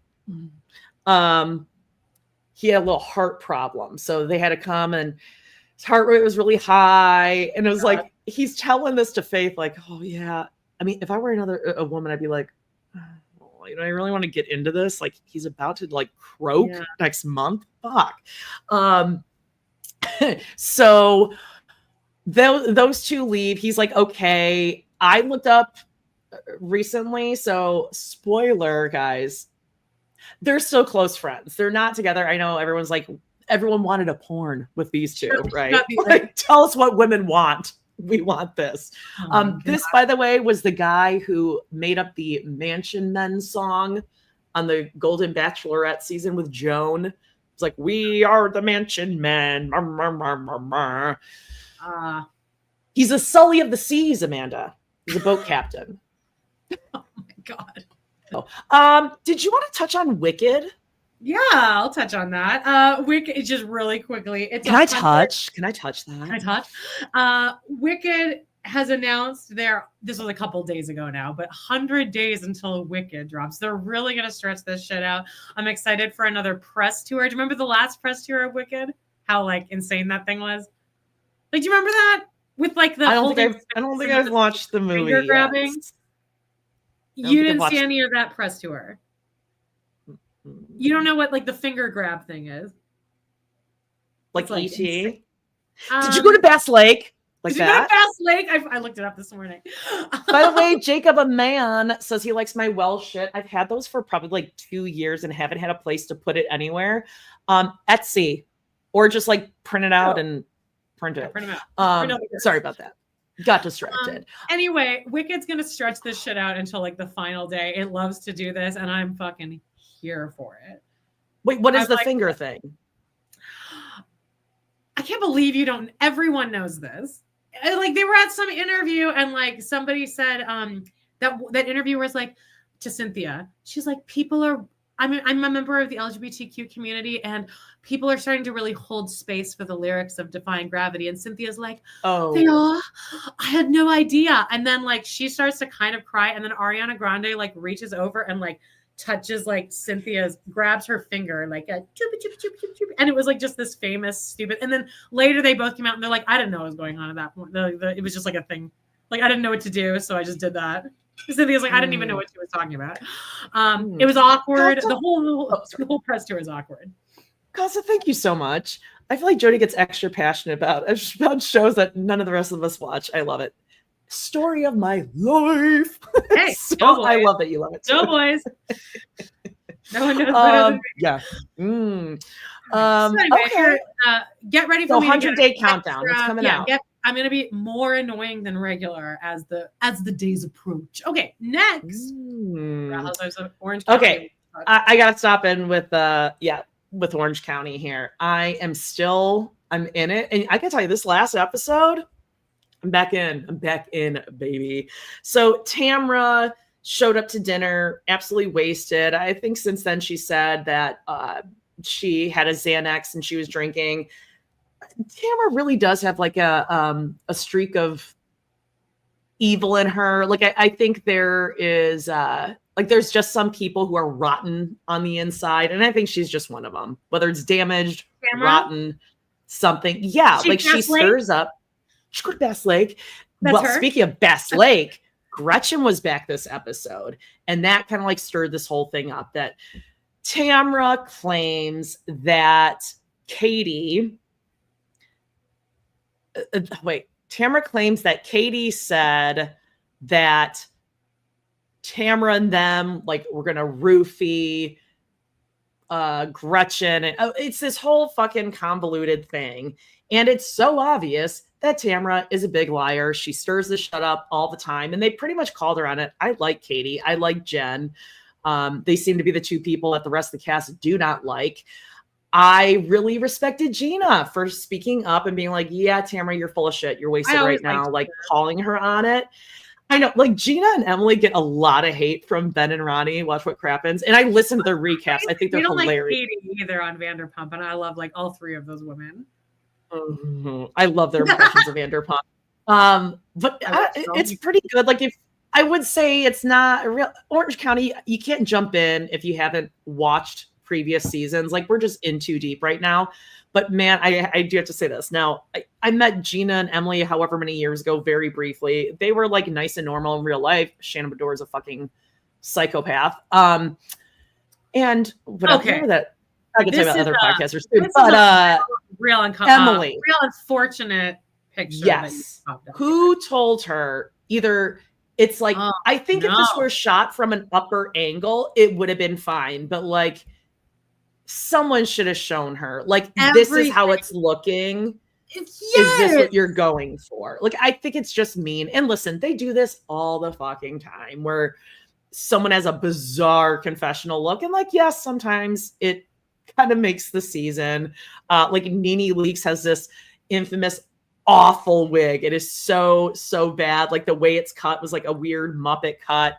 Yeah, like weird styling. Jen from Salt Lake City, she's looked psycho in some things, but like this is like Emily has had like lipo on her arms. She lost a bunch of weight. Like she doesn't have a bad body. It's just a perfect example of like knowing how to dress your own body. And I just don't think she knows how, like what would look flattering, because this is like, but it is the angle too. And it's also that the whole, everything's going up and then it ends with like her hair being pulled really high up. So everything's going to like a point. So the bottom looks really big. Well, I feel and here's the thing. She must know now. She naturally has a gorgeous face. Gorgeous face. But this is another thing. When you start doing too much Botox and too much filler, you lose sight of like what your face actually looks like. I mean, I don't know. I'm into the Botox thing. I started doing it probably, I don't know, like 10 years ago. I get very little, maybe like twice a year. Just as like preventative, because I have this really deep dent that runs in my family. Should I do it? I think I might do it. Yeah. I'm afraid to do filler because I feel like filler, it's very easily noticeable. And then over time, like if you put that shit in your lips and then stop doing it, it just gets wild. But they did her dirty here. And I'm like, just turn the camera so the woman can see what she looks like. Because for sure, as someone with larger arms and who's broad up top. She's been on the show so long. It seems like it's this is like she deserves it. Yeah, she does deserve it. By the way, everyone in the comments is talking about Robyn and the pregnant picture. Don't worry, Bibiz. We're talking about it. But first, I mean, listen, you were hot onto something this weekend, man. Naked Gun, guys. Me and my dad went and saw a movie. I paid for everything. Oh no, wait, he got our food. And actually, I got a whole bunch of stuff. I got like extra jalapenos because he was paying that day. But 88 minutes, this movie. In and out. That's my kind of movie. I mean, that's my first thing of like, just go see it, guys. You get to go to a movie, you say you did something that day, and you're in and out in like an hour and a half. Honestly, though, it was so like the first, I'd say, third of it is inarguably laugh out loud every 10. Like every joke lands because it is just. Even though OJ Simpson isn't in it? There's an OJ reference. There's the concept is that the whole cast is like the sons of the original cast. So at one point it has all of the people like looking at pictures of their own father. So Liam Neeson's looking at a picture of Leslie Nielsen at the police station, and he's like, I'm going to make you proud, Dad. And then there's like a black guy who's looking at, and it shows OJ Simpson. He's like, I'm going to do this for you, Dad. Paul Walter Hauser was Wait, they have a faux OJ son? Yeah, and I think by like, who? They make Jussie Smollett? Oh, wait. He's on a reality show. OJ's son might have actually done the crime, allegedly. That's what they say. Anyway, Pamela Anderson was like, okay, I don't actually think she is funny, but it worked for this. And she leaned in. I was happy they used an age appropriate female. She looks stunning. She's good at it. She's pulling it off. She's holding her own. And she's going for it. Like some of the stuff they're asking her to do is like really kind of embarrassing. And she's like fully in on it. And these two are dating now in real life, which I think is super cute. I was gonna say, my heart is always, I mean, how his wife passed away. I know. She was heartbreaking. The Cabaret revival on Broadway. This is a great question. Wendy's Front Yard says Liam is funny in it. I didn't even see smile at the trailer. No, he is great because he says this is how my favorite Christmas movie is Muppets Christmas Carol, and I always say that Michael Caine is like the definitive Scrooge, because he said when he got the part he wanted to play it as if he's actually doing like Shakespeare. He's like doing like a show like on like, you know, on Broadway or whatever. So that's what Liam Neeson, he's like, I'm going to go at it completely seriously. And like, that's what makes it really work. He's super funny. There's a whole poop segment where he's talking about like, he's eating all these chili dogs. And there's like a whole like sequence of events where he's like, God, well now I'm in. Like, living for it. The first third, I would say every joke is just inarguably. Wait, the first turd? The first third of it. And it's only 88 minutes. There's a couple side storylines that could honestly just be cut, but you don't even need to know the plot. It's just silly and funny. Okay. I would almost like, I wouldn't say it's as funny as like a Jackass movie where like you can't watch it and not laugh out loud, but it's like on the verge of that, where every joke is almost scientifically funny. It's like that's a smiler. It's a smiley. Okay. Check it out. Again, Naked 85 Gun. minutes. Just go. Just do something that day. You can't say no. Whoa. Wait, hold on. What is that? Wait.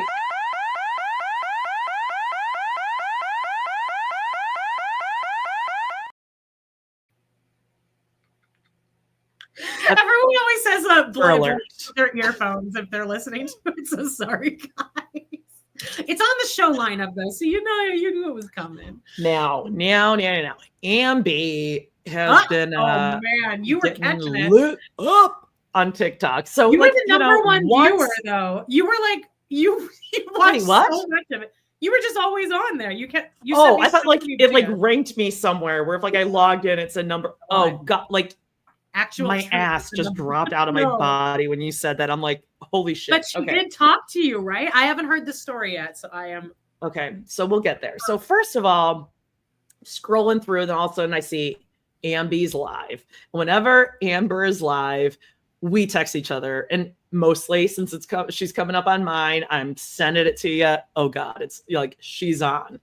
Well, it's all the time. Amber has rescued a small, very small kitten, and nursed it back to health. Amanda, she couldn't leave. She's just gonna sit there all day with this kitten because what else? Now. No, she's just what she's gonna do because they're just so sweet. They're so sweet. I mean, I'm sure she had like a full day ahead of her, but she had to take care of this kitten. So I'm just gonna give you like a little taste of her live where she introduced us to this little kitten, and she's just gonna keep wiping those crusties out of the eyes all day, which I'm sure is gonna be amazing for this little kitten. Touching him. Yeah. To have Ambi scratch. Yeah. So check it out. She's a grown-ass woman. She's pretty smart. But a person with mental illnesses and a person who went through addiction and all that shit, no, I'm not a villain. No, none of us are. Okay? Read a book, sweetheart. Don't mess with me right now. You know, it's like, I'm a bull. Okay? I'm a bull. I'm not a bear. So, chill out.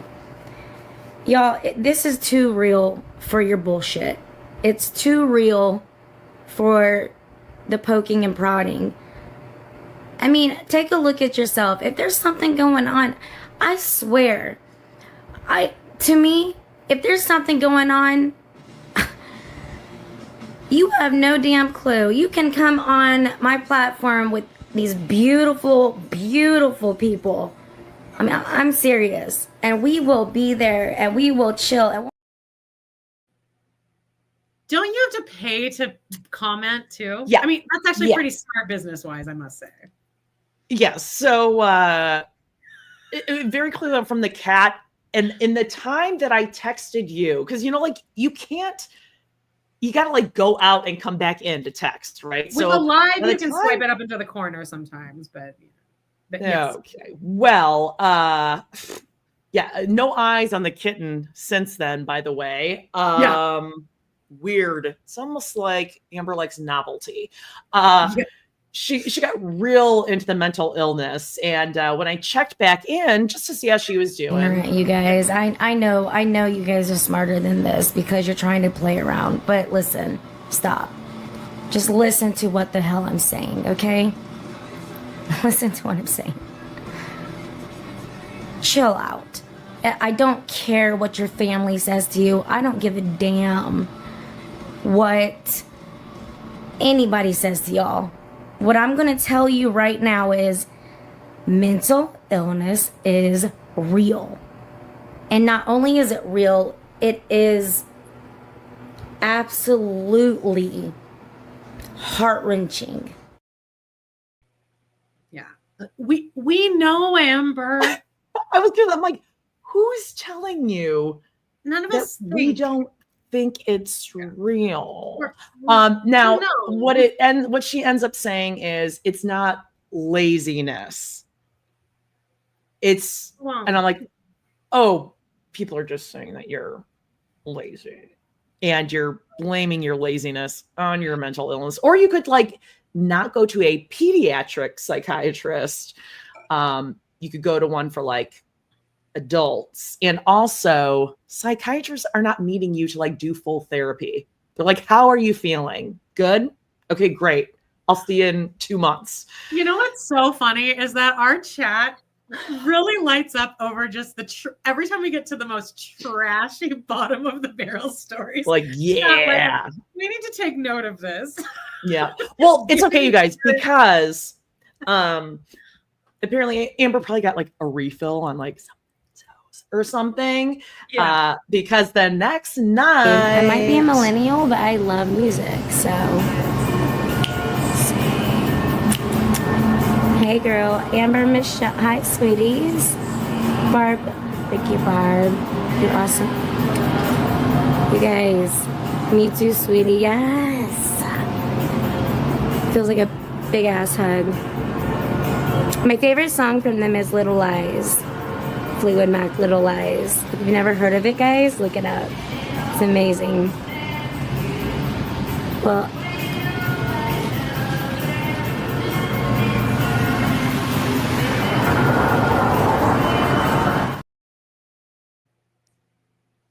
good thing she got that black sky behind her, huh? She's out I and still about, couldn't figure out what she was trying. She kept being like, oh, like, are we looking for fireworks or lightning? Where was she there? It seemed to be like a hotel. There was someone inside cooking something, and there's a funny story about how like the alarms were going off, and it was like, you guys, it was just crazy. Oh my God. Like it's wild. But my favorite Amber is that Amber. They're like, oh, sweeties. Oh, beautiful souls. I could feel her hangover in that third video. Now, I just want to say she let it slip at some point. So when I hopped into that last live, I shared it with you, and all of a sudden I heard her go, oh, Actual Truth. Okay, so Actual Truth is my account on TikTok. And it has Meredith, what's her name? Meredith in this like ugly green suit.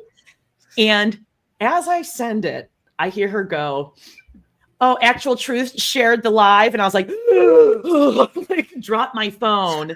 To me. And I didn't know that like it says shared the live. So like it's in the chat. It says Actual Truth shared the live. Was she mad? Was she like calling? I think so. And then, oh, I know what it was. She said Actual Truth shared the live as I was starting to record. And then I was like, oh God, what did she say? So then I was like, oh my God, am I like blocked? But Amber, I think she couldn't figure out if Actual Truth is like good sharing, bad sharing. Thank God it wasn't Love to Hate Odd. I need to log in under my Amanada from Canada account. Yeah. Also, I love that Amber's like, there's this band called Fleetwood Mac. You guys should Google it. You should Google this cool song. Because I'm like, I'm a millennial, baby. What else? Anything else? Yeah, one really quick thing. Just if anyone was following that Alexander Hamilton trend, the Alexander going out the window, we've been talking about it all week, and probably on Patreons that are coming up next week. But this girl Ashby had the funniest version of it. This is what she looks like. The whole trend is just there's not really a way to explain it. It's just a thing that happened, and it is funny. It's funny. You're kind of in on it. No way to explain it. But she is like also like a comedian, she's like a person trying to be a content creator, and she is genuinely funny. What? Her interests are comedy. But she has like all these characters. I think she might do like sketch comedy. I take sketch comedy very seriously. She does like improv. Improv. She gets together and plays. She definitely does improv because she does these like hour-long lives dressed as the Lorax and is in character the whole time. It's like wild. Coffee Alley needs to make her way back into her lives. I think she does too. But she showed up. I of course followed her, and she became super famous like overnight over this Hamilton thing. People started following her, but then she very smartly was like, all right, well, just so you guys know, that was one video I made, but I also have all these other characters that I always do. So she's been going live. She's been really pounding the pavement. I'm impressed with her ability to do this. Then the other day she went live and she's like, I'm trying to hit 1 million followers. And like, I was there like when it happened. It was just really cute. You were in the room where it happened. I was in the room where it's happened. And she like threw up all these paper towels. It was like super cute. And I was just like, good for her. It's nice to see like a young comedian entrepreneur. And I was like, oh, she did this correctly, where she didn't try to pound it out too much on the Hamilton thing. She knew that was over. And she's like, well, if you guys like that, come watch all my other stuff. And she's like being interviewed on all these like podcasts and like news stations now. So yay, go check out Ash B. All right. One last thing. We got a DVR alert. We've already talked about it, but Surviving Sister Wives is coming back. Look at this fucking piece of shit, Garrett. I don't even feel bad for Denon and Danielle anymore. Like she's doing it to herself. She's a psycho. Garrett and Danielle Murfield. Yeah. And the Davises are going to be back. Yeah. But minus, what's her name? Danielle. Minus that Danielle, thank God. Danielle. She took her little T-Rex arms and she ran right away. Yeah. She's like to not help that baby brush its teeth anymore. Oh my God. Well, good for her for getting out. So they're back. I can't fucking wait. And again, we will be putting those out every Friday as a pop-up episode on YouTube and the free feed and ad-free on Patreon, of course. It's finally time. And we got a good one this week. Extra poop this week. Let's do it. Brown Town. Everything's waiting for poop.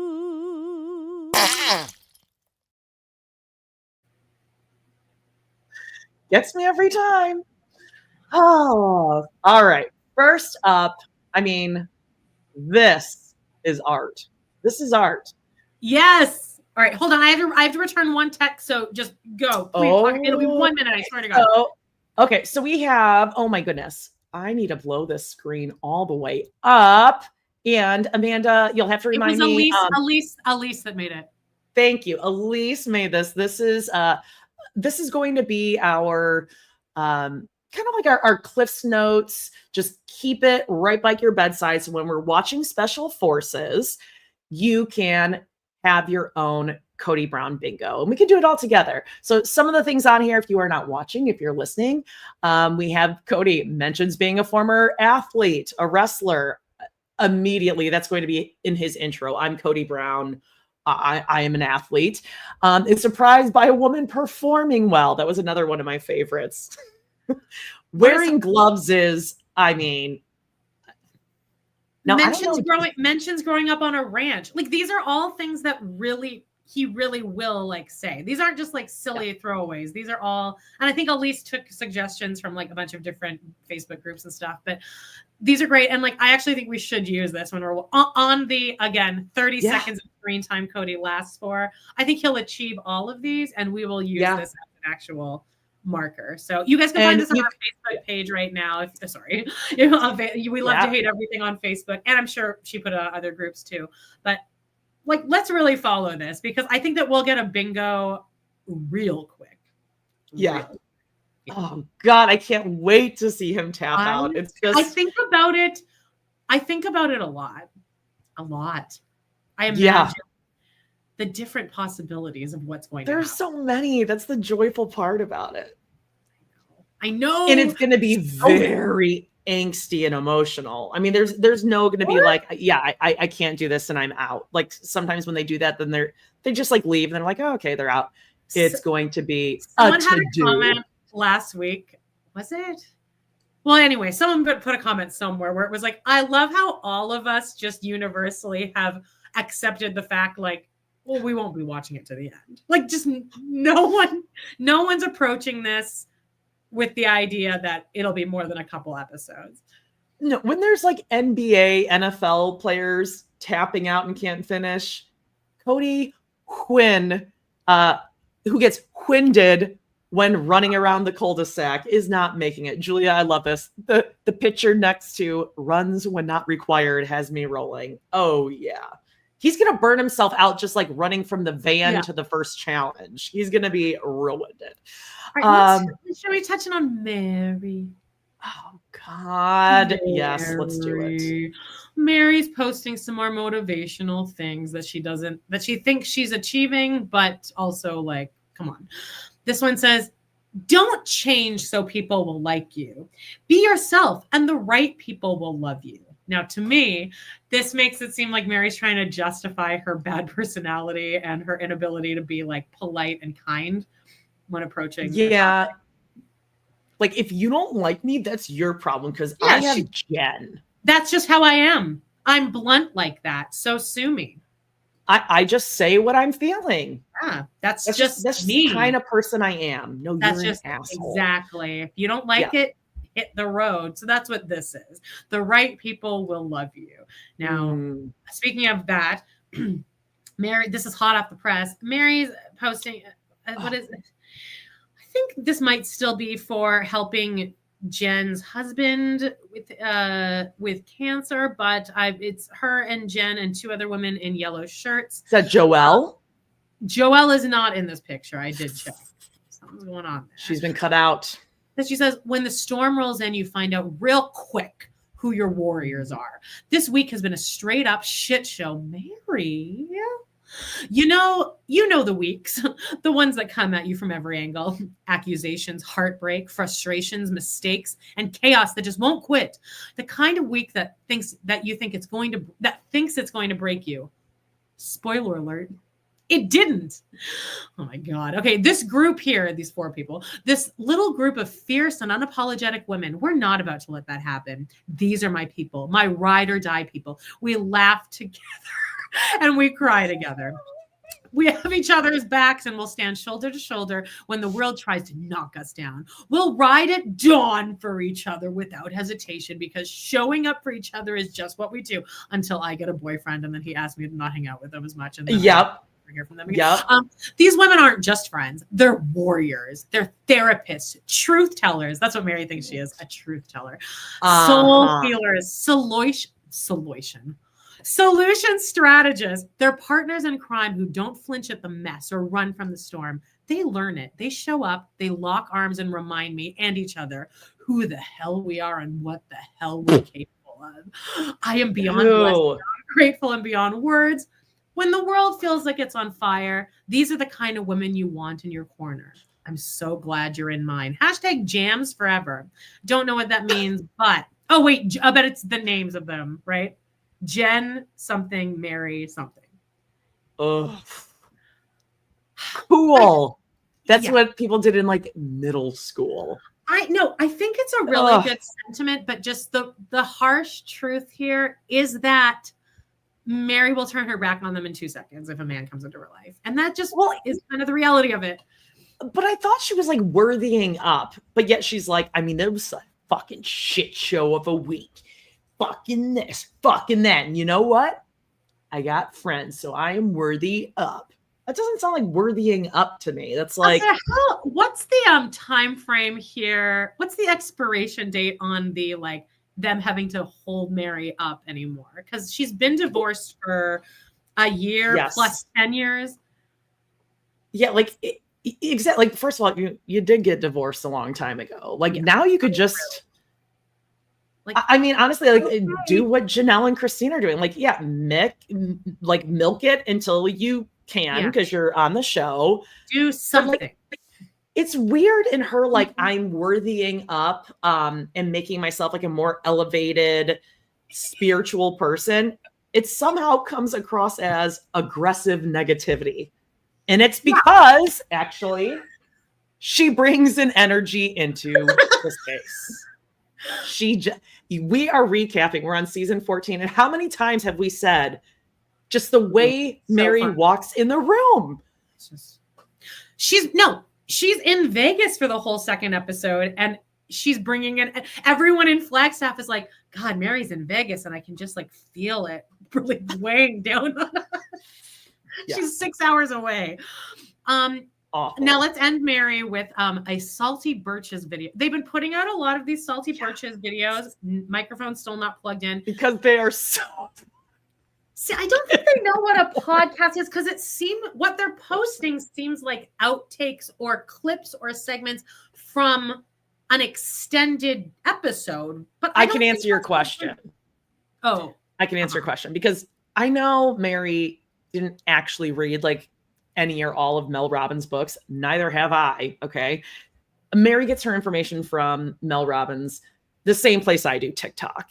And when she sees it on TikTok, she's like, oh, they're recording with a microphone and they're like putting these clips out. That's a podcast. Like, I don't think she realizes that this is just the video version of what the full podcast is. It's what we should be doing on our social media, but we don't. That's correct. Yes. Right. But you know what? We're not doing We don't have our bitches to help us do it.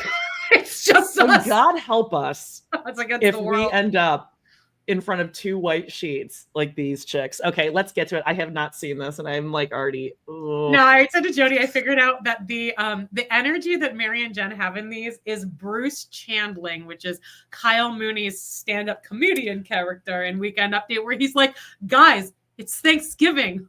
Put a fork in me. I'm done. That's what they're doing. Is like, guys. Wait for the joke. You're watching someone bomb at stand-up, and you're like, but they don't know they're bombing. Yeah, we're like, since you're allergic to metal, you should be grateful that you don't always wear the handcuffs, only when you're going to and from court. So your rashes won't be as bad. I thought you were going to go somewhere else with the handcuffs. You can go there if you like. I'm going to have to let the next person that I'm with know that I'm allergic to handcuff metal. That's right. Oh my gosh. That could be interesting. They might ask why. There could be lots of information. Maybe there. I'll have to... Only furry handcuffs. That's how you prevent. No, I was going to say maybe I'll have to go date a policeman. Oh, there you go. Or an ex-policeman. I feel depressed watching it. Like, I feel my stomach. I got depression goosebumps all over my body. Like when she said the furry handcuffs, it was just kind of over for me. My happiness.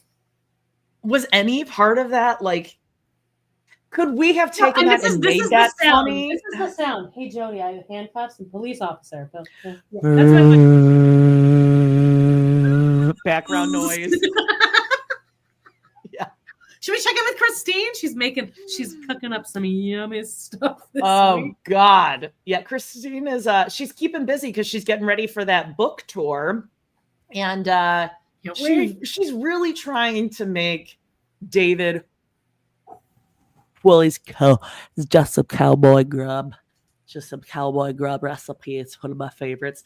She really wants to make this happen. This legitimately, was the third or fourth time I've seen her post about this disgusting cowboy grub recipe that David makes. It's his signature dish. And I'm pretty sure it was ground beef, tomato soup, cheese on top. Oh, there's Maybe definitely frozen potatoes cheese on top. There's so much cheese on top. I think there might be frozen potatoes in there. And then you just bake it, you guys. No seasoning. You don't need salt and pepper. It's just, it has everything you need in one dish, including diarrhea. I mean, I enjoy a casserole, right? I would never eat this. Like that amount of like weird tomato base.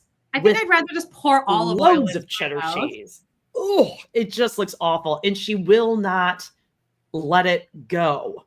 It comes back over and over and over again. And David's just putting it together. I really do have diarrhea just imagining it. It's so much. There's just a layer of oil. I want to take like a whole paper towel roll and just like roll it up and down. Well, it's so awful.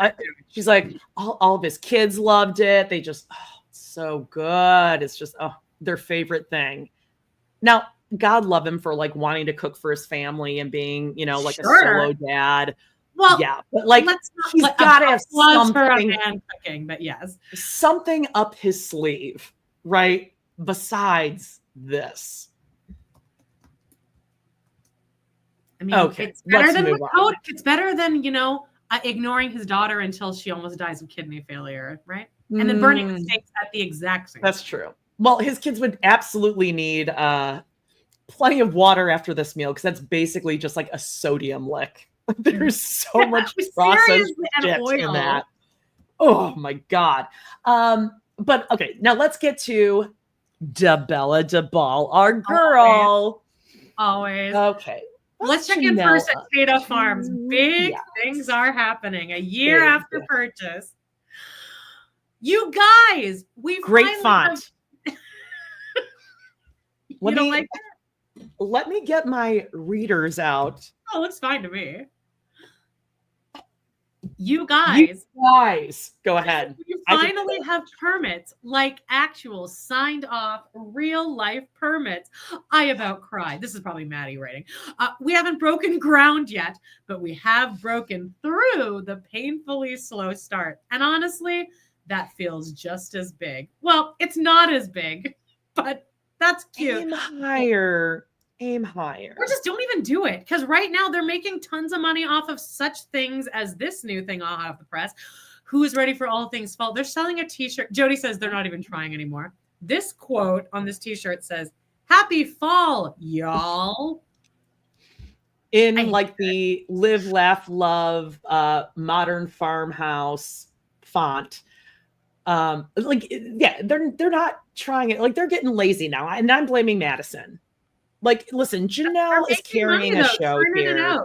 They're turning it out. Happy fall, y'all. Like, you can find probably dozens of these at any Goodwill or resale shop right now. Give us something. Like, make something up. Happy fall, y'all. Okay, whatever. Ugh. Also, great color. As we know, this orange is real flattering on women. Not all of us look good in every season like you do. Now, if you guys want something fun for the holidays for cooking, maybe you want a new apron, color beige, fall vibes. Wait, available in gray too. What? Oh, look out! I love gray, as our previous owners did too. Yeah. Gray every room of the house. We're getting to it. They have a navy blue available for children, by the way. A navy blue. You know what? Kids love Tato Farms aprons. They do. And navy and aprons. Yeah. Another little fun tip. Janelle posted this. Maddie has been using this bar shampoo for quite a while. She even converted my sister. I tried them this morning, and after just one wash, I'm sold. So easy, and my hair feels amazing. It's Ethique Beauty Volumizing Solid Shampoo for Fine Flat Hair. As Jodie said, she's like, if Maddie's using it. Yeah, I'm not taking hair advice from Madison. Now, I mean, I'm not trying to be mean, but like, Madison isn't known for her beautiful locks. Now, if Christine's daughters got on here and were like, "Oh my God, you have to try this." Yes. Maybe not McKelty. Yeah, I'm sold. Well, McKelty, when she doesn't dye her, it's because Madison dyed her hair so much and like with like box dye, which I did for 25 years of my life. So I get it, but it's just, she wanted us to know. Didn't really give us any more information. She could have clicked a link on there. Maybe even like ask the company, "Do you want me to do a click through and you can give me money?" Are they conditioning their hair after this bar soap that seems okay? See behind there, but it's cut off. Wait, solid conditioner. Is the conditioner in a bar? How the fuck does that work? I don't know. Sorry, what? Seems like a lot of work. Now, the other thing, I don't know if y'all saw this, but Janelle has discovered AI, you guys, and she's working through it. I never had so much fun trying to get screen grabs of I mean, really, it's just a gal in Oz, just thinking about all these things. Do you want to play it first, or shall we just kind of walk you through? What do you think, Amanda? Well, here's some pictures from it first. Okay. She's talking about just all of these could be used. Maddie was talking about AI and jobs. And so we'll walk you through. Yeah. So Janelle, jobs are professional that you require education for. Like, these are words. Will be replaced by AI. She also has the text. She has closed captioning on, but she didn't Where? use the text. Just right over her face. Directly over her face. Bold white. Planetary surveys. I don't know. Maybe that's a possibility. Going to have to use AI. And this is my favorite one. Oh, no. This one. Deep thoughts for Friday afternoon. But you can I can hear her. I can hear her based on this facial expression. I can hear the tone of voice she's doing here. Well, I mean, obviously it's everything's content. And when she hears everything, she means everything. Yeah, she doesn't know anything about AI. She doesn't know what that ChatGPT is going to give us a revamp. She has no idea. That's what they should have plugged into ChatGPT is like fucking Tata Farms. How do we make money with these acres and acres of land that are not? I'm trying to go on I want to go on a solo trip by myself for like 5 days. And I went to ChatGPT and I was like, show me a 5-day maritime trip to Halifax that includes Anne of Green Gables at the Charlottetown Festival. This is my budget. They gave it to me in like under 10 seconds and it was laid out with spending money. Yeah. Now it gets tricky when you want photos and for it to generate things because you have a limit every 24 hours, which is why that's what my simple request is now like dragging out into like a week-long process, but I'm going with it. Okay, so here's the video though. As Jodie was taking screenshots, I at the exact same time saw the video and just took a video. So here's the last. Enjoy. This is a 4-slide story. I just took the last 2, but she's so cute. But I've wondered if it would be a little bit like Star Trek. Okay, I'm a science fiction nerd. I hope everybody out there that gets this. But they always have that computer do this. Like they have the computer doing all the calculations, all the planetary surveys. I don't know. Maybe that's a possibility for us someday. But like they always have them, like it's doing all the other work while the people can go on and do the bigger thoughts and even move faster in their research. And I wondered if that's the next level of evolution for humans, that we are going to have to use AI as a tool, but what will it unlock for us? And how do we stay, like, how do you even educate yourself for that? How do you even teach people how to think critically so they can use it like that? It's so outside of how things have been done, probably since. There was another minute and 10 minutes left, or 10 seconds left in that. So you get the point. It's just kind of a stream of content. Revolution. I mean, God love her. I love her so much. Professional jobs that like thinking. It's a stream of content and just no re-records, no editing, nothing. Deep thoughts for Friday afternoon. Deep thoughts for Friday afternoon. But let's get into the villains of the story, shall we? Oh God, yes. Cody was spotted out this week. 2 sightings this week. Was spotted out with who I thought this was Brianna, and I was about to fucking lose it, but it's Areola. He's getting gas, and she is out with him, and she's just like leaning over. I saw some this like right here. See, I thought this was Brianna. And I was like, she looks exactly like Robyn. You can go on Reddit or wherever, just like Google this. I found him on Reddit. When you zoom in on Areola, her profile is Robyn. Robyn, Alice, Brianna. Sullivan, whatever Brown. But even like this, she's wearing this like sun visor with her long, disgusting, unbrushed ponytail. Sorry. She's too old to be doing this. Like, Daddy, I'm standing up in the seat and I'm going boop on your head. And then I'm hanging over the side. What's happening here is that 100% Cody saw that somebody is filming him. Because I just truly don't believe that there's any affection like this happening unless cameras are around. I really think it is a tree falling in the woods thing. I think that in this first video, he looks like a fucking dad at Disneyland. Like on the 3rd day, he's like, fuck. His shirt's kind of undone. He looks possibly a little drunk. And then I think he saw that somebody was filming. So he walked over to the side of the car and was like, oh, there's my little baby. Guarantee you that's what's happening. I don't believe at all that he's affectionate to any of his kids unless somebody's watching him. I think he is affectionate with Areola like this all the time because Areola knows how to play him. Like she knows exactly what she's doing. She's going to be a little manipulative shit.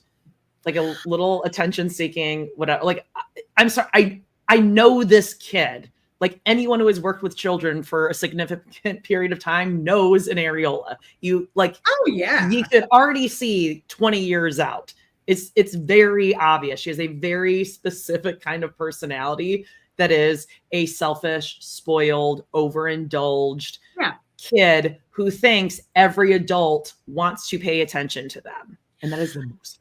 Now, this is kind of how they raised all their kids, which leads us to our next thing is the parent, if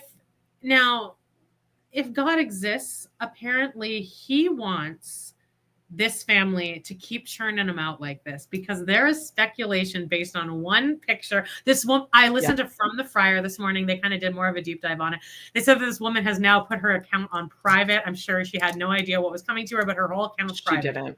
A random woman took a picture with Cody and Robyn. Cody looks great here, by the way. And the woman has her teeth are disgusting if you zoom in. Red, couple beers in. Ugh. The woman has her hand atop Robyn's belly. Now, I would fucking smack her hand the fuck away. If somebody touched my stomach.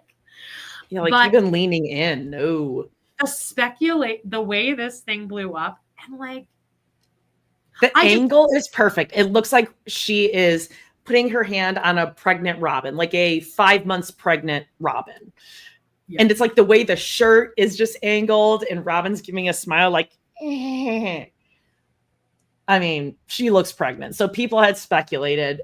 I've heard that the woman said, no, she wasn't. I don't know them. They were just like nice enough to take a picture. And I didn't even like realize I was doing that in the picture until it came out or whatever. And people did deep before this woman went private. People looked at her account and she does this to other people. So this might just be this woman. Oh, really? Yes. I mean, but how funny is that? She's just a random person. She just kind of did this weird thing. And then like, she just had no idea the Sister Wives fandom. Like what would happen? But she did tag Sister Wives in it. Like she tagged TLC, or maybe she tagged them in it.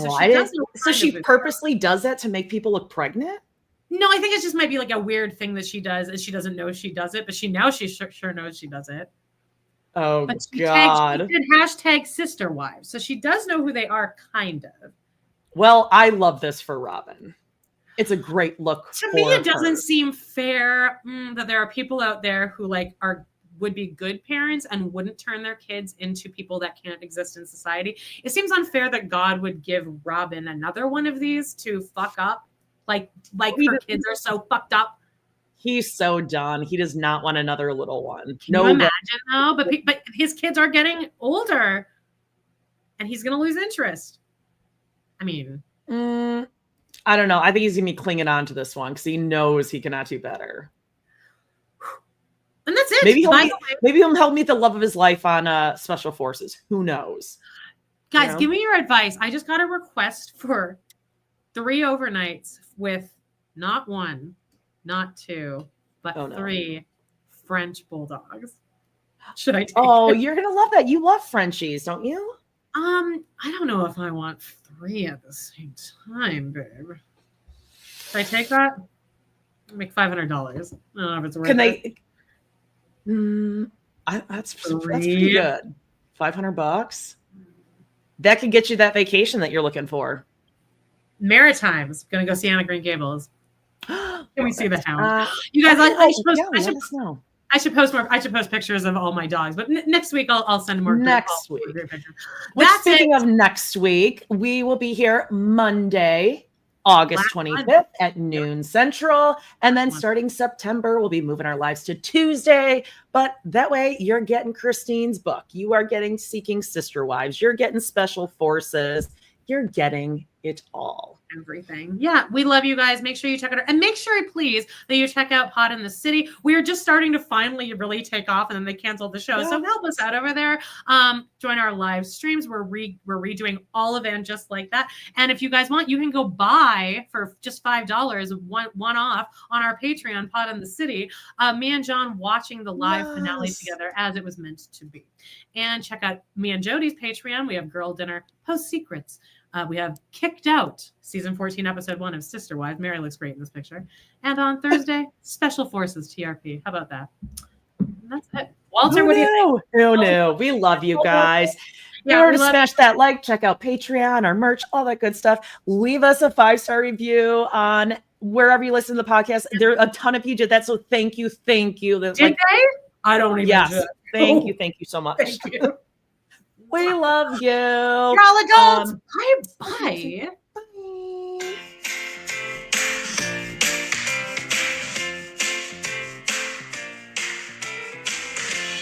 Well, guys, it's been a blast. Thank you so much for joining us today on our We Love to Hate Everything channel. Please do not forget to hit that subscribe button. Give us a like or even a comment, and click on that bell if you want notifications, because you never know when we might pop up and go live. Please check out our other 2 podcasts on Patreon, where we snark on even more TV, movies, and pop culture. We got Total Request Podcast, that's patreon.com/trpod, and We Love to Hate TV, patreon.com/Love to Hate TV. Thanks again, and we will see you next time.